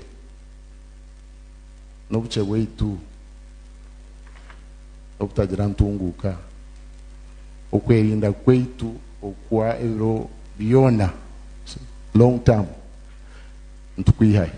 The president keeps asking this question. Can you survive alone? As Banyankore, can you? You can't. You need the rest of Uganda. But after Uganda, then what? You need East Africa. You need Africa. To survive in this chaotic world. To get markets. To negotiate. To, you know, you need numbers. You need numbers. You need unity. This is why national unity, regional integration, Pan-Africanism are critical for our survival. It therefore makes sense to ensure national unity and use it as a building block to complement each other through integration if we are to survive and prosper as human beings, as Ugandans, as East Africans, and as Africans. Unity matched with good leadership are not a choice. They are a necessity for our existence and for our posterity, for our future. I thank you for your kind attention.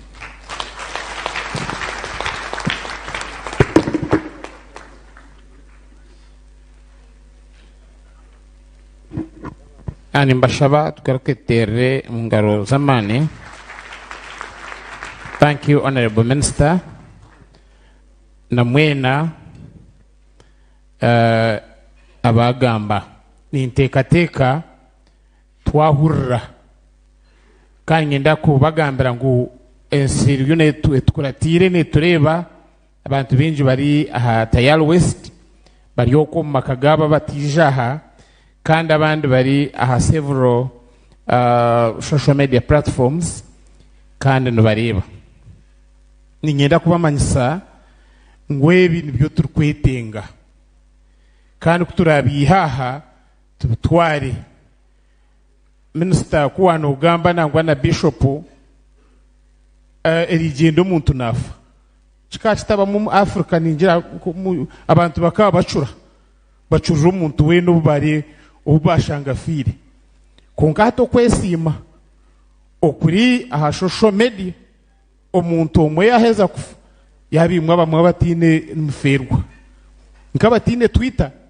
imwe mwine za WhatsApp imwe tine chimukureba konka waza ha Twitter ninga ha Facebook ngunanka omuntu minister nanka ninga general nanka yafa aya yaba no yango umuntu ninga tokagira kibina konko wafa no munya Uganda yaba hafa omuseserdoti iwe oryo mwahure ningo ryo mukutstayo konko wafa no munya Uganda yaba hafa wa nupu iwe oryo wa NRM owafa no munya buzari wawe.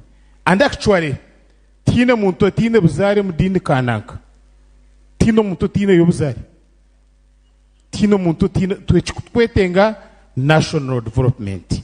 I want to request you once again to clap for these men of God. Mwatugambire bintu birungi. Principal Ankore Institute ni merat kwakire yebari mnonga twakushemererwa mwami Nyindo John no wanje mwami Davis Kamugisha twabakira abantu bakarema babanyikundire mugaruke mbanjure ogwa kashatu mbanjure kandi mwashaba ngo mwenda kuteza na minister Chishani mbene minister abantu aba ngubone bende Chishani naniwe mwene reka banza abatere mwe yishu arebe mwemerere abantu abo bakakora umurimo mnonga murungi mwene mbiwano sima mwe bari mnonga ninjira naja ku kiteza ni mwe Chishani echo nyenda kwanjura Professor Kamatenetsi Mauda wabira Vice Chancellor wa Bishop Stewart University n'umwami wa umugisha yebari mnonga Professor ntukusima mnonga tukahira Felix Chairman Institutions NRM Chapter under Office of the National Chairman ONC umwami Felix twakushemerwa yebari yemerera batukutera umungaro na timu mwe nkabona ngenda kwanjura nketa omushiki katweshongora keshongoro kamwe then mukabuza ntakwikiriza abantu bana abo kwenda kugira ko then niza kushaba niwe uri kwigisha kugira ekiwa okusima omugenyi niwe uri kwigisha kusima omugenyi mbwenu konka reka abantu babanze bagire icyo bavuza omushikogu jo tweshongoro cyeshongoro cya Rwango chonka obuturyo mutwenda ntwanga Rwango abo kwa nco chatureta hakugambira abantu ngo Rwangwe tugarize nyuma mwami Martin nakushemerwa tar Martin kananda konka Martin mwana wanje meja kangaho yaze kangaho kante kangaho yemerera ni hatu akushemerwa meja kangaho mucyara Christine ibona bana twakushemerwa mwami Moses Mugabi twakushemerwa obucheshongoro yabireho kwa kubataka bireho nyumusiye abo kwenda kugira ibibabuza ninga bibayongeraho obeno aniza ku abachara babiri then nabashije babiri mwenu ijama Mama Maria bani wabanza kandi ko kuboyine owo kwenda kubuza specifically ninga kugira owo ayongeraho omukadakika kache nimba ntakwenda speech webale MC omwamakoraje amazina ndikoresha aba Evelyn Walimbwa yesimbire ahabwa city mayor kandi wabireho cya person wa DP for the whole country ninyenda kusima abagambe bona bayijanyo kwanje no kusima bona bashatu mwebare as if you first went for a prep together abwo kuba ibintu bya leadership byona mwabikwataho kandi mwanyisa ntabwo nti narugiro mu DP nkazo mu NRM president obu yarugo mu kishaka kana gamba fundamental change. By then I didn't know what he meant. Konka kunyizira ni kimwe kitumire naruga no mu DP namanya ngu fundamental change akana manyisa wrong programs endingwa eziri kuza kuteka Uganda ha mustari mwenyo nija kubasima chonka nti mwebare kandi tugumiza abanya Uganda we need to coexist kandi nico kimwe cyatumira twe twayesimba twagwa twagira ngo katugaruke turondere president Museveni akaruru kandi yenda kumanyisa honorable akaruru tukakaronda no muri ebyo bamwe muri twitwe turi ba neighbor bawe ente zikazishorera mu mbuga yanje Andrews mwebare munonga mukama bampero muji. Okay. Aha. Mareka NRM akatira hano shot NRM muri yo mushagama. Aha mchara former RDC. Praise God. Amazina nsabit kashakaruzi. Mwebare munonga bakora batwebembera. Mboni nyowe kibuzo cyanje cyane kizo wawe honorable minister. Wagamba kintu ekintwire nindeba nikituretero kuguma ntugarakayo ekigambo cyo kutubuze dini n'amahanga omukwijuzo mu ruburi kintu harwa kuturu kugenda nka ha passport ahabuko bundu ntukuratira obuzare bw'umuntu kumanya ngo no munya Uganda shemirire kutunga passport ya Uganda konko marwaro nkahi ahabwenje ntaguma harimo question ya eri kubuza edini yawe kandi tuguma ntwongera kubaganisa abantu ebare mnonga abantu binji rero hino bakubabuza ngo Rwanda rwanyokwe nkuru yawe mtwe nyokwe nyina nyoko yes abantu babiri yes. Thank you so much, moderator. Protocol observed, honorable minister. My name is Felix Tukahira. I am a guild president emeritus Nyamitanga College of Business Studies. I am NRM chairperson for institutions under the office of the national chairman, ONC, led by Hajat Hadija Namiaro. And I am a student advocate. I advocate for student leadership as a student leader. And my main concern, or the main thing that I want to put on board so that it could be under implementation, is about reaching to students, student leadership in universities, because there is a way we are neglected, most specifically in mentorship programs, in government programs. When you come, you go to this old age. And for us, we are a big number in this country. We make the biggest total number in this country. So, ntwenda government programs, zijo menyeto nito tujuru kutwaganyirwa. We are battling with tuition nachivyona kandi ntubantu sima mwija mukatukora echo. I formed an association. It is called Mbarara Institutional Leaders Association, uniting student leaders in Mbarara. So it is registered, and I'm seeking for mentorship and help and financial support, so that we can run that association for activities to run in all universities. Okay. Yeah, Point thank taken. you so much. Thank you. Yebari mwami Felix twasigazayo. Aha. Mwami Mushambo Maiko.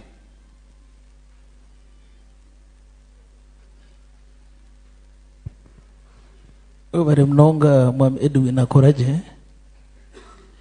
Icyo kubanza nyenda kusima ikitaramo abo kutuye naitinga nk'abanya Uganda. Mwena kanje nyenda kashaba minister kanyone ngofira banyanjura nkachairman wa PFF abwa division age itunkaba PFF twanturiyo mu kintu cha reconciliation mwene shaba minister Dr. Kano Chizabe je kwa kurekurwa tukaterera. Okay. Bweni shaba nguru tantu gamba reconciliation ni ekyo tukitware nk'enshonga nkuru munonga. Okay. Ihangere nubwo riraterere. Point taken. Mwebare. Thank you. Iwe nanta kwisire kunko mwene myaka yawe kankwikiriza. My name is Andrew Tandeka and I'm a student from Bishop Stewart University. Nyenda kusima Honorable Minister abagenyi baitu nyewe abenja beijano shoto bankirizeho imyaka ndiyo myaka ya hansi so hatana ijagambirire minyeto so nyenda kusima ekitaramu abantu abakukora ekitaramu ekyo ibone kwenda kubanza kusima nyewe nani ntekateka kutwakukora eminyeto kutwakukikozesa kureta eminyeto because twaza kureba ekicweke kye omu Uganda abantu abariyo bagaruka hansi n'eminyeto nabwe ekyo nyenda kusima some of you PDF officers abahumwire kunga n'uburu kumweta nabaro nyenda kusima kandi nza kushaba onsasire kunga nza kwimza kandi no Sam Karobo nyenda nguyemera aho Major General Paulo Mhanguzi so nyenda kuba Honorable Minister omesho gawe nyenda kusimira abantu abo ninkira kurundana eminyeto nyo mbeta fande samu nyina abana 50 mbwe nijoga mbe nabo aija ombwire bwa mwe nanisha abantu abakuru mwe nabarya kumwakora mutyo Uganda tekutebekana mukama abihereza umugisha. Okay. Thank you. Komshija naija kuruga mu member wa parliament ni. Finally ninza kwita umuntu omwe hariya then tuhenderera.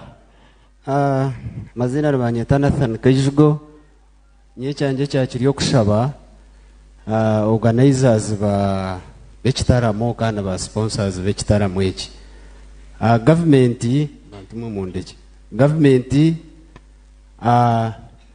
nungi eteine maka nabone beteine he kumbekera mwena nimbashaba nkumwakureta aha ba councillors barungi bakegesa amaka abo ko abantu abona bari aha nabariyo amaka gariyo nigasiskara so nani mbashaba nkucyakwa nche basika mureta aho mushomo gwamaka mwe bari mnonga yebare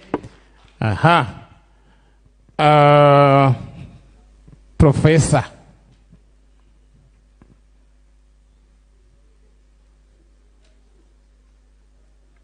kama wita simwe Bishop Honorable Minister abasomi bagenzi banjye nabanyeta Professor Bruce Benywanara ngenzarwa ya mitoma umuruhinda konga ngafurikira bukanga numanyangu umgiga tafurika afuriko mworo ngazabukanga kuronda ebyo kurya by'abana nuko nakubasa kubaho nyino mukazomwe nabani 13 okuzara abani 13 nkabazara nkiryo mworo no ma TV yo mworo no mukazi wotire mu rukundo buri mwaka nozara wekitino sa Bishop na Minister twe tukazara abana 8 omyaka 9 umuriko ndrumu omyaka 9 tukazara abana 8 kandi umuriko dizi nyonka kiriza bakazi babiri umucyaro wanje ayina mwana 11 unabanze kukiriza akansigira umwana omwe ntakazundwe nagita ho ndizomwe konkabona burirwa umucyara wanje izo nemba bazarhanga mwaurana banyeta Professor nkashoma munonga kuna kiro mcya mukaga na bureza P7 nikwe kuzakurondo kubaho konkarhanga ya nyamba umurye byo byona unahererekeye kukiriza akari umwana akurwa mukizunurwe pambi habiha nguzunu nayantu mwe nakuzunwa rero nkagayitwa sana Reverend Mbere best man ibirhanga kora Reverend yikiriza nazunwa nagayitwa ninye yakozere cyo kutangaza tukatwine convoy yegari 12 kuzakugayitwa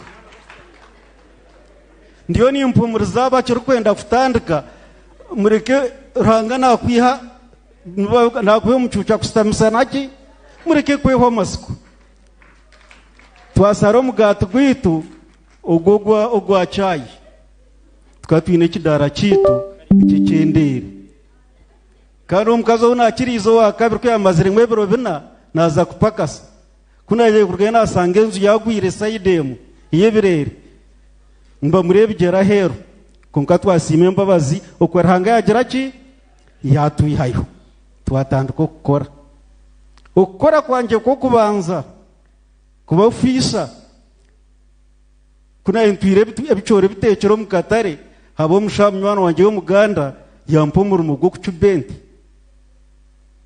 okucuba ninjana mukumanya hata niho natandikire kuba omushaija mbwenu konka ebyo nebinkora mukama yanyamba nazunwa mbwenu omuntu wagira ruhanga bo nawe nakora ebyoha kandi okagira obwesigwa tinda bato musitore nkikamba heru hatu kunazunwe nakora narugayo nkabaho director wa secondary senior 1 mpaka senior 6 naba director konka kine nyenda nkani nyenda abana banje bagire ki bashome abanyotinda shomere hato mbana banje 13 bonyine abine degree mwenda abasigara no batakahirize kushoma na hato buniza famu yanje rimwe abakozi 50 abo nkwebembera honorable minister umbakozi 50 abakozi 12 degree abo nkozesa umfamu yanje nanyanyambere wihanga habo kuba buri kwezi ninziteme ebitoke 13 nyina omwani nyinente kofuta mukarikireta message nahata batemere nyumwazi yona nari nka bishop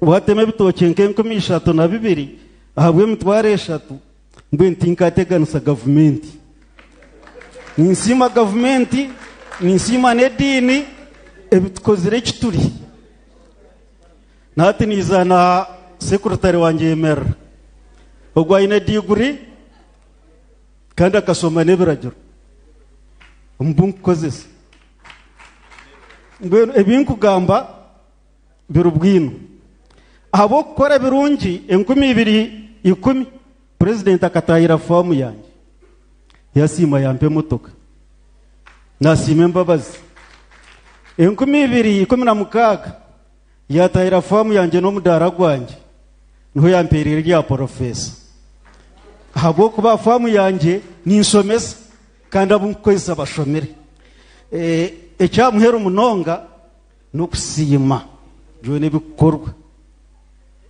buri district nyine mu demonstration ayi nkusomesiza umuyihangere ekibina cya AAA kikantwaraho Marawi kusomesa abahingi ebitoje byanje nibuza UK ibindi bizankahi Southern Sudan ngwe ntimfuteganisa government bakama banje kandi umuntu wenda kwetaga kuhinga ureke kugira ubwoba tukugumire kureka no kukunda ikintu ukakitaho umutima kandi ukakikora ecyamuhera umunonga tubasa kukiriza abakazi babiroka bure cyafaye kunarebere ebye gari nibasekere rogo mu cyona kiri nyonga ngirize imyaka 15 hato mu mwaka 2019 nkasaba bishop ngo anyetera ki bishop atugite ubwa kabiri twetwine imyaka 30 twarunda helicopter twarunda imotoka zinde zo kumayizo bano gambe zimbira matama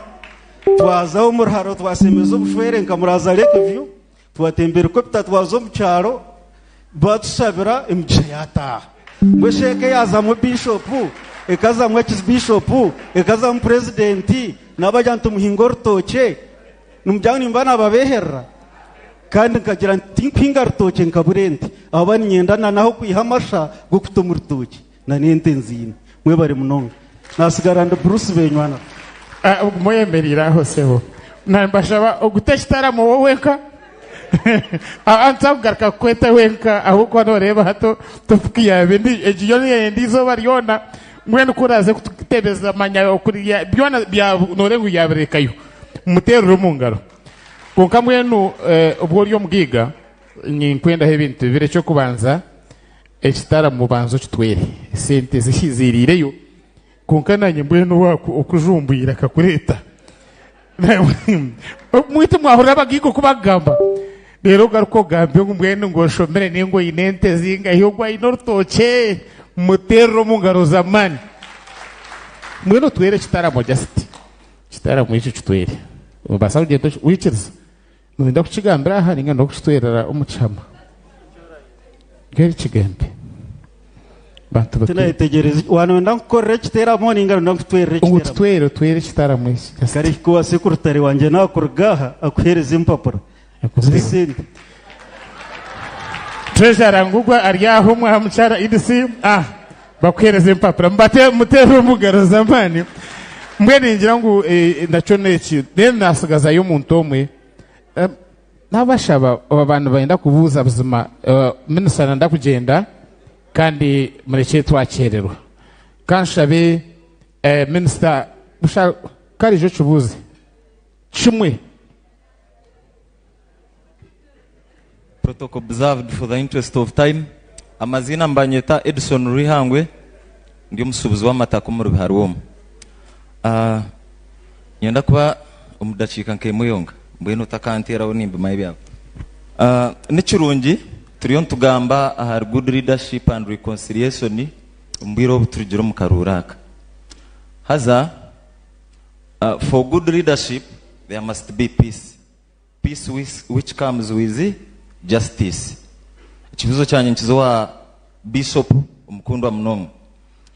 2016 just ebiri bwiroho tubentizuka omukura ki Bishop Jenano Ruum. Akafa ahabwa injustices zabeze ryo mu ihango. Umuyihango umuntu kireba mu injustices ezekikankecho. Imwe nkaba kuruba madini iwe nka Bishop nozireba kandi kere nozireba numukoraho ki aharyecho then dukwenderera kimwe tuyo tugamba Obwebembezi Burungi no kugarukana ni hanga ki eragiziroho elective leader for 40 years akebembere myaka 80 bwanyuma y'imyaka 80 hakabaho busingi for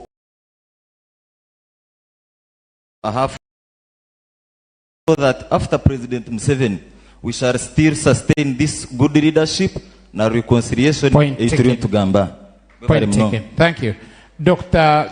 Bainomjisha omuntu yabuza ngo how do you see the drying river Wizi echo ibanu babuziwe ngo norebota ukoma kwa river Wizi mbwenu twagarro muri yaba kuna heze nza kweta madam then general niwera mwenu naija kuyagambaho kunka general muhanguzi nka division commander niwera hereze kusima kwenyine kanshambe umuntu ubavuze kibuzo ninga byo nawakubigarukamo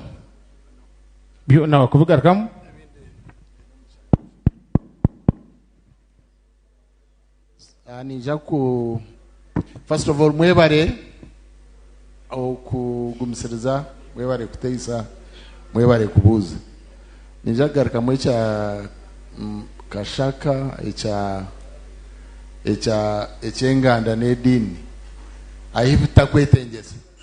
It's a point taken. No maybe tu nebindi nebya ebitwa tongere nyuma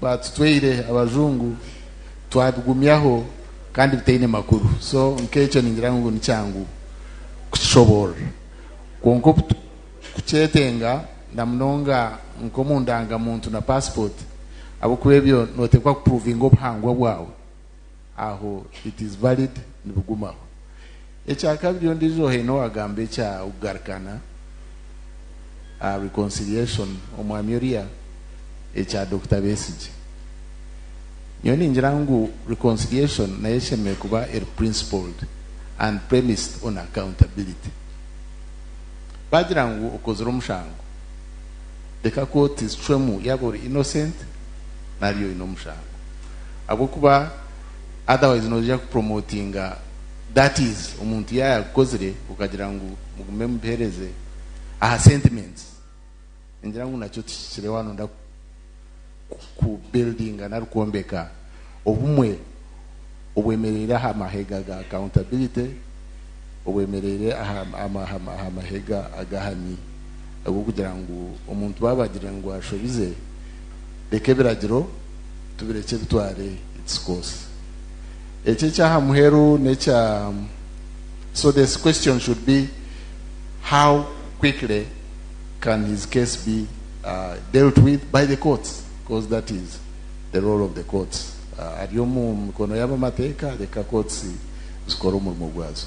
Then ekindi cyakiriye cya ogumutsigazo oriyaha Dr. Wino cyana ndakukigambaho echa yana gamba ha President Museveni tayegarira tumurigire kumutera karuru. So wota kumwenda, you should have said I don't want him, but unfortunately the majority said we want him. So I think the best would be, how does one remain? Does he remain through a legitimate process, obururu, burfair, burfree? I think that should be the main question. Otherwise, you are going to stand the risk of disenfranchising Abantu abandi. Achabaru kumwenda buba. So, nicho twagirengu. Haruna mahanga gani garo. Ebi ya age limit tibya habyonga. Kugira ngo abantu abakwenda omuntu nibamutera, provided the process is clear and transparent.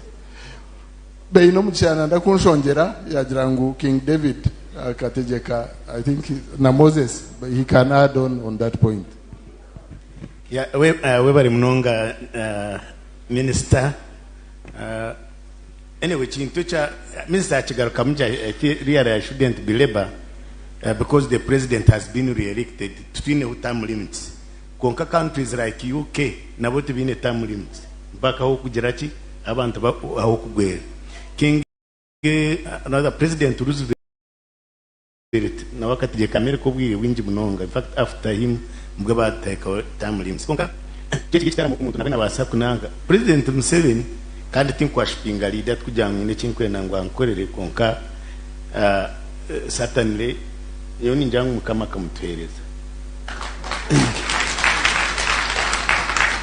akamutwereza kandi ari prophetic bishop noja kurota ikire cyo gambe mukama bwambere konka noreba his 40 years is prophetic. 40 years is prophetic. Moses led Israel for 40 years. King Asa actually in Wetataya Nyetiri na wakategeka Israel for 40 years kando mbusinje ya Yosanema and wazao. So as long as the president is elected atakujanga na imposing ngaho kandi tine term limits, then it is okay.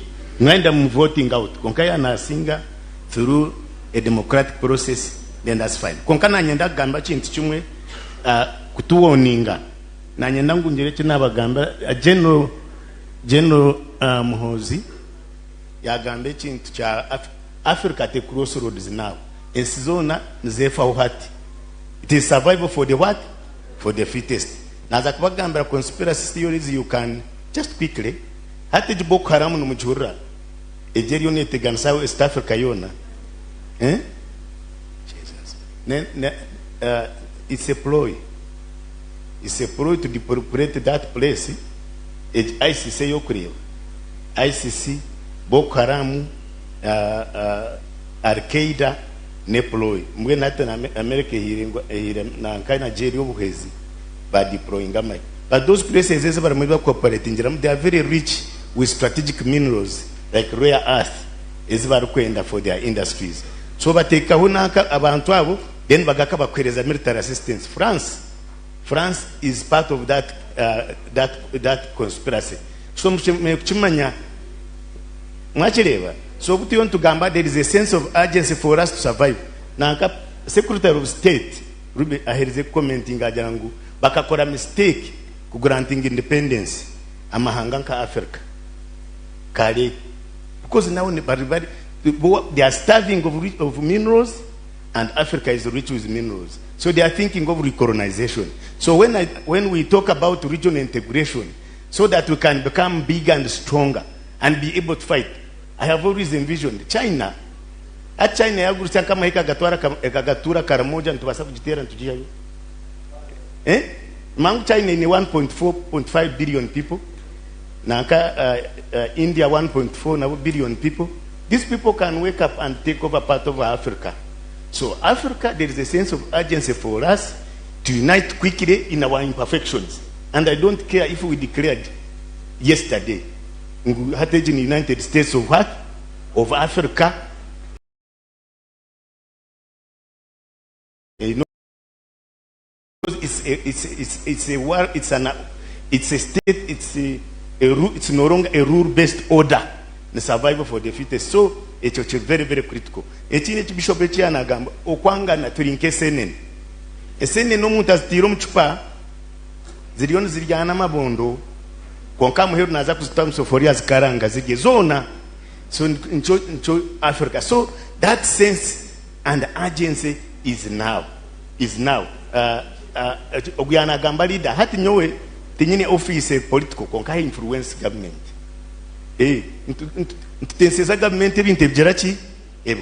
My advice now is that with imperfection in East African community, we are 7 countries, we are 400 million people, a big market, but also our armies. We can raise a strong army and defend Africa. In any case, these were supposed to be blocks, building blocks for the United States of Africa. It should be now. So Okwenegyeza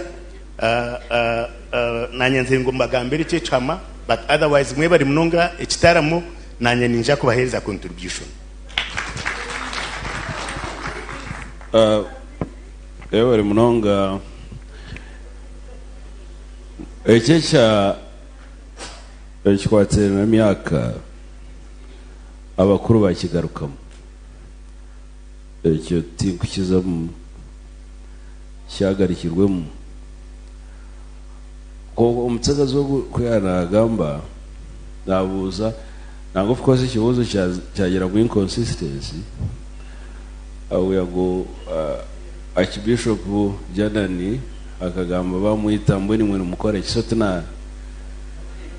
na teramaye exactly konka of course na kureba yewe konka na remyaka yawe na remyaka ye umutima gwangira yes obwihanga harumo injustice konko omutsaga zona aine myaka yo comparing the level of injustice then and the level of injustice is now. Abokoba akabataro ekitweta development lekimaisa haza ko development ihanga ndo bari nare kanari nene better safer healthier life konka atari ninyabuza okuyihanga rye turi yaberera korea ko kukireba na hati izo nare buri mwanya norga entebe novuganye kirosha munana oza kabari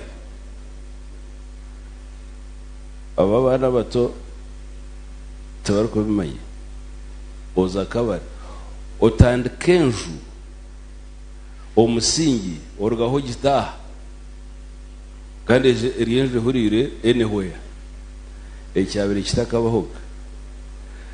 Now injustices zoroho waka amin kwitsira kibishopu injustices zarugaho so kwita nikibaseke. Now ekyo kugira ngo kugamba na bebembezi itwe abembezi bekanisa ati yo omutagazi of course archbishop na bishop yazigenda aganira na president tiri kuteko kuzamu mahurire. I can assure you we have very open lines to speak to the president nyonyenka State House liza no kushtamana na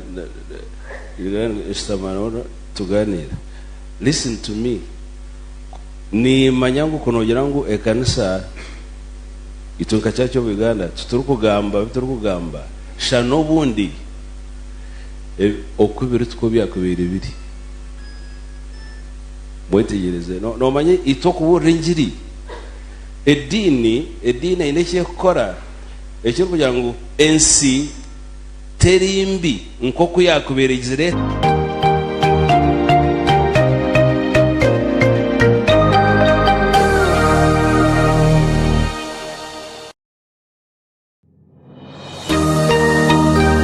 Weekendeji aha tayari West.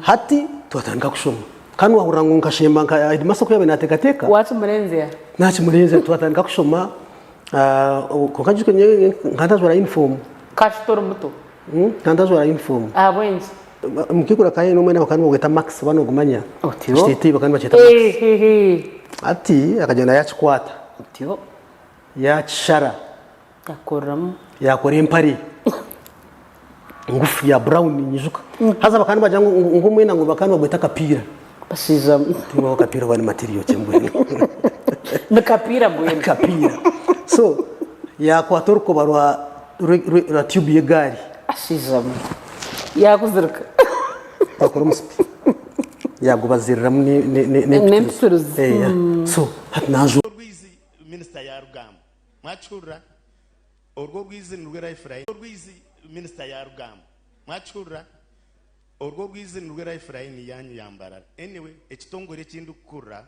for the last 15 years we support from donors.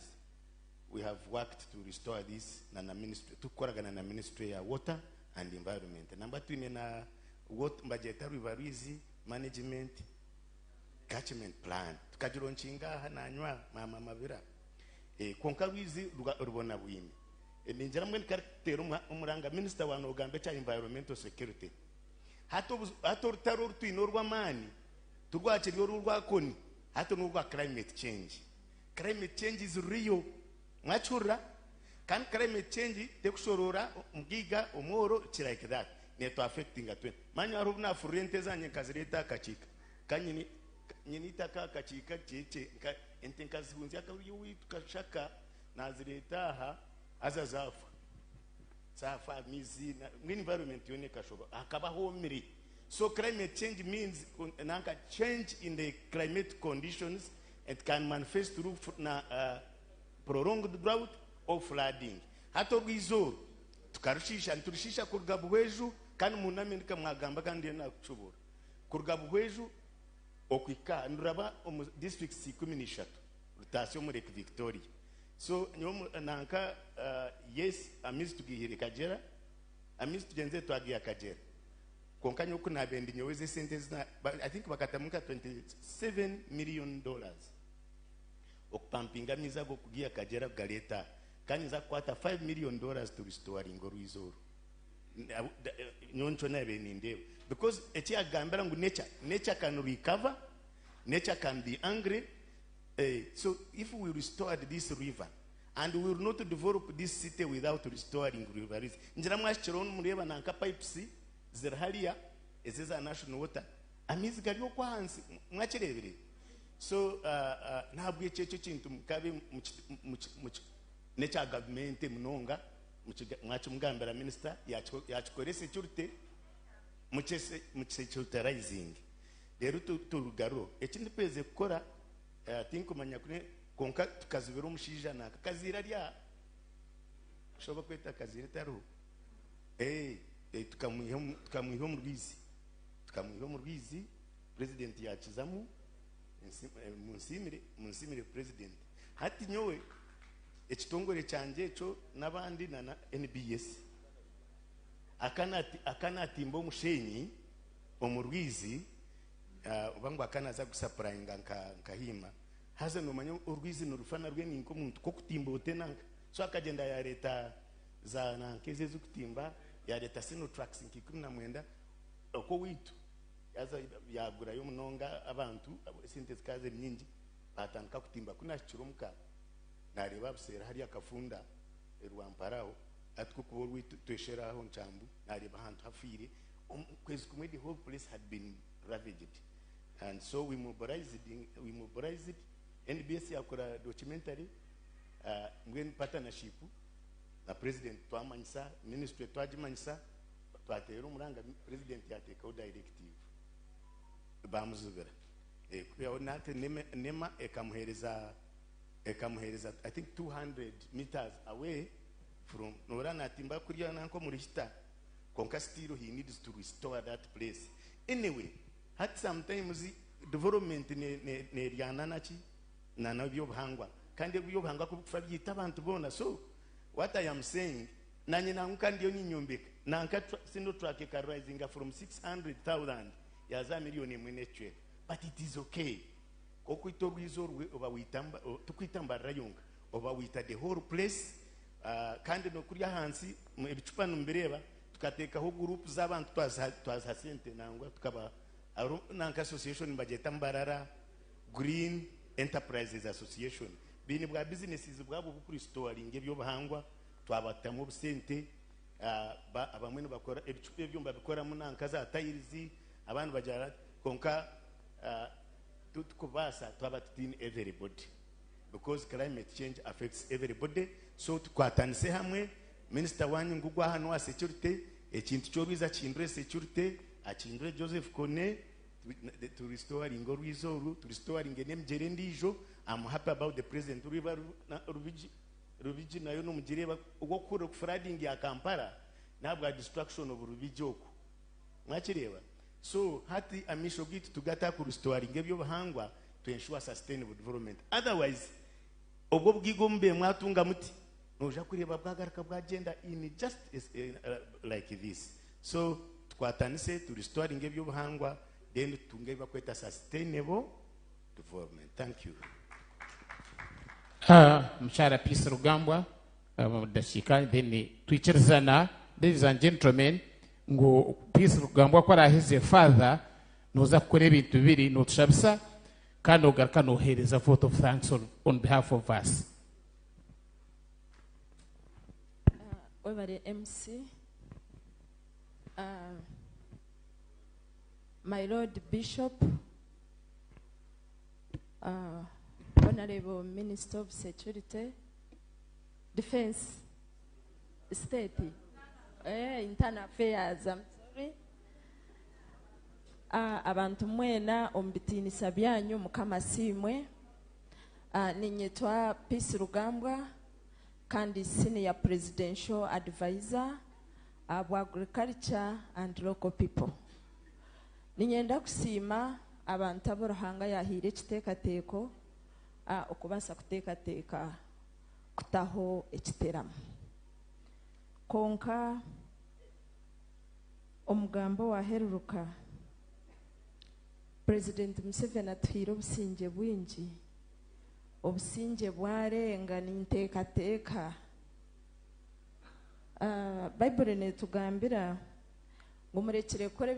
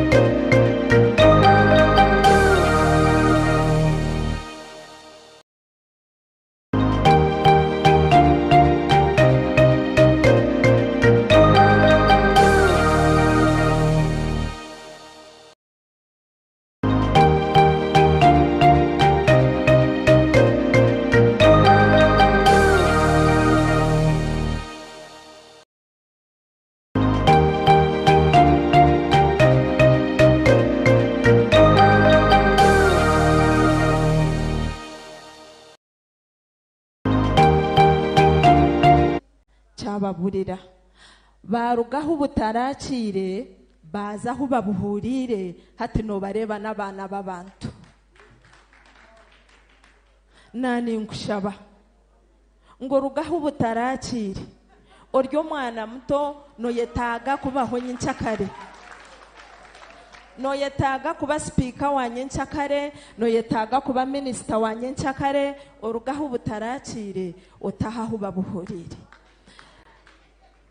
ninyenda kubashaba itwaba ryaha turije niturebe kaje konke nyimokwe abantu bari kubi mbwe naba bari kututeganisa na fote yazi kubo kuturetere kizibu abantu bakabonabona honorable minister na my lord bishop ninyenda kushaba my lord bishop mweyongere kushabira ihanga ryitu mweyongere kushabira president Museveni aha kwa abantu barire babona sente umurembe gwa president zibatakabona batunga bagigahara batandika kumugambira busha konka ni mango ruhanga niwe yamutwire ninjira kugambira abantu ngo president Museveni ni ruhanga wa Uganda, in fact ni ruhanga wa Africa. Kuna nija no mucyara mutebire yemerera bakurebe kandi nashemererwa ninyija kubashabo gundo murundi afande samu mwije mushube munyete rero nkwateje kiteramo nkwateje ncegeje nanye ntandike nkitisemu rero nshemererwe mukama baherezo mugisha kandi kiteramo nachi contributingira 1 million mukama barini ebare madamu otakagenzire ogo wa PF wena nango mugurire ebidere mwene bibiri byonka mweno ngwakar gayo ikare ngwa muhereze konka na nebintu okay muhereze mungofira mujeke ngofira. Ladies and gentlemen, abechitaramo itwe abayijaha itwe turinani politiko konka umuntu kwakwija aine ecyari kwenda gamba kandi nagambe ecyari kwenda gamba kandi cyo turkwetengera abantu munso muture twena. Haleluya. Mbwenu wakubayijomu atayija ujya kandi kamwagambira Museveni owagambira Museveni no mukozi we ni senior presidential advisor mbwenu kandi tugambe byekitaramo na mbwenu batushaba ngo tugambe ebya culture hino batushaba ngo tuje turete cya culture nico tukuza kutaho kanshabe echa family kanshabe doctor ujohereza kusima kwitu kandi utushabise webale MC omuzina lyabaterami abaryaha nye Dr. Mugishogu okusima General Muhozi Bishop Johnson na Dr. Arthur Abwebwamba Burungi emwa bagana neitwe ebukwatiye n'Obwebembezi obumwe na Entunguka yihanga ryitu webale munonga ni mushabamba kwa mushabe tubaseye munga yenda kusima n'abaterami abija. This is one way of how we can continue educating ourselves. Ayikwasa kwiha okwega ahabwe kutungura ihanga ryitu. Please continue coming for the next teramo that we shall have. Let us stand up for closing prayer. Ayi mukamarangata titu entenda kusima abumwanya okutwa maraha tukusimira abagambe bitu tukusimira n'abateramo bitu mukama tukushabango tereza umugisha abantu abakuzahare Obwebembere bahikaye kurungi kandi tubone gumzamu okombeka ihanga ryitu aba Kristo mukama witu. Amen. Thank you. Inda kusima chama meya cha bwisho yebari munonga kutuhagira kandi aba BAM petrol station director Mr. Musimenta Apollo abantu benda kuteze kishani nimuza kwijaha ni ntekateka mwijaha mteze kishani njira hateze body then mwena mwemerere za kweshongora national anthem in the reverse order kandi totwena tuzagumaha mutashohora abeshongozi bona barya mutakaje n'umugenyi mukuru kwara aheze kugenda twena tuzaguma buri umwe yemerere twereze ihanga ryitwe kitinsa. National anthem in the reverse order.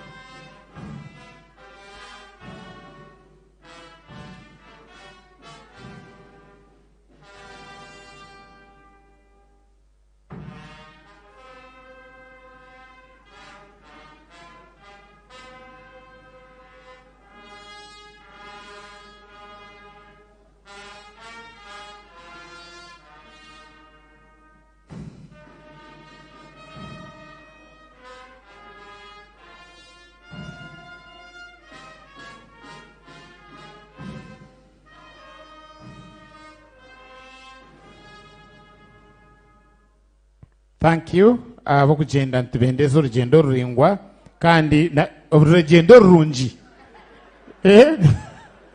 Okay. Konka abantu baza kuteza bishani mwijaha then kwa hezi mwen haza kuteza aba board njambeni mu babanza aba board. You are going? Mwa kuteza chano kabo yayimerira haba batera.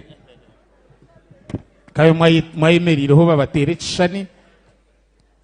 Then abeshongozi abeshongozi bitu mbeni mu mwatandikiraho immediately kandi twaza nabagambira ngo twine cyaciro meya cyabwishonoza gumaha na kansara bawe abo kuba muri Abantu abatu kwasize ahacacirejo abeshongozi bitu numuza gumaha mwere mwirirane mu ntebezo misho abo kwija abo kusavinga mwije mutandike kusavinga mwija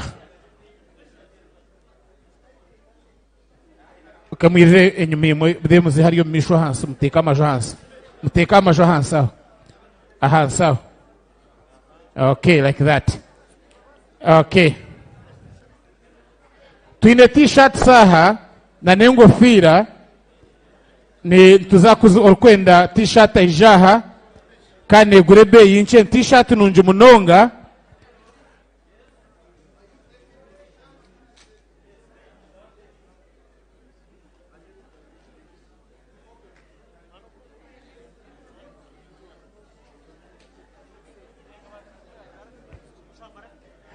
t-shirt ziryaha na nengofira kandi mwirire kuno tutandike okweshongora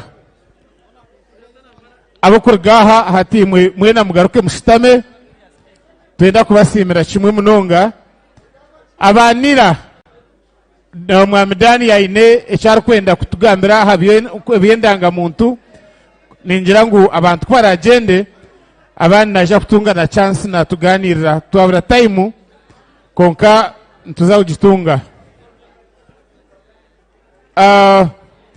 omweshongozi hati weja omweshongozi ija abandi mukiriya ringo mwanya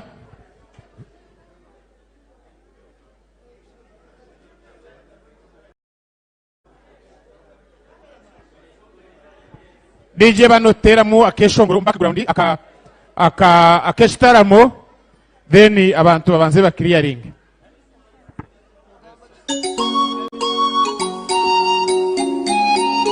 t-shirt ziryaha na n'ingofira akesha muri ako kariyo mu mission katambura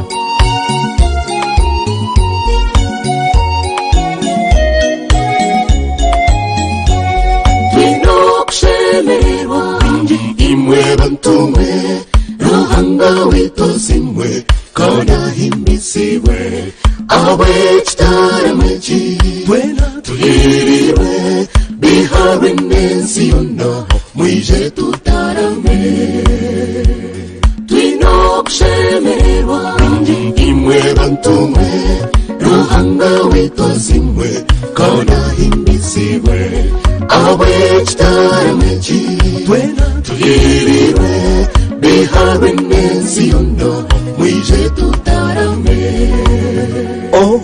ekitaramo mwije tutaramimwe twe tumanyane kandi tukundane aho tushemererwe turye tunywe abanyabihawe bamenimwe bare ekitaramo mwije tutaramimwe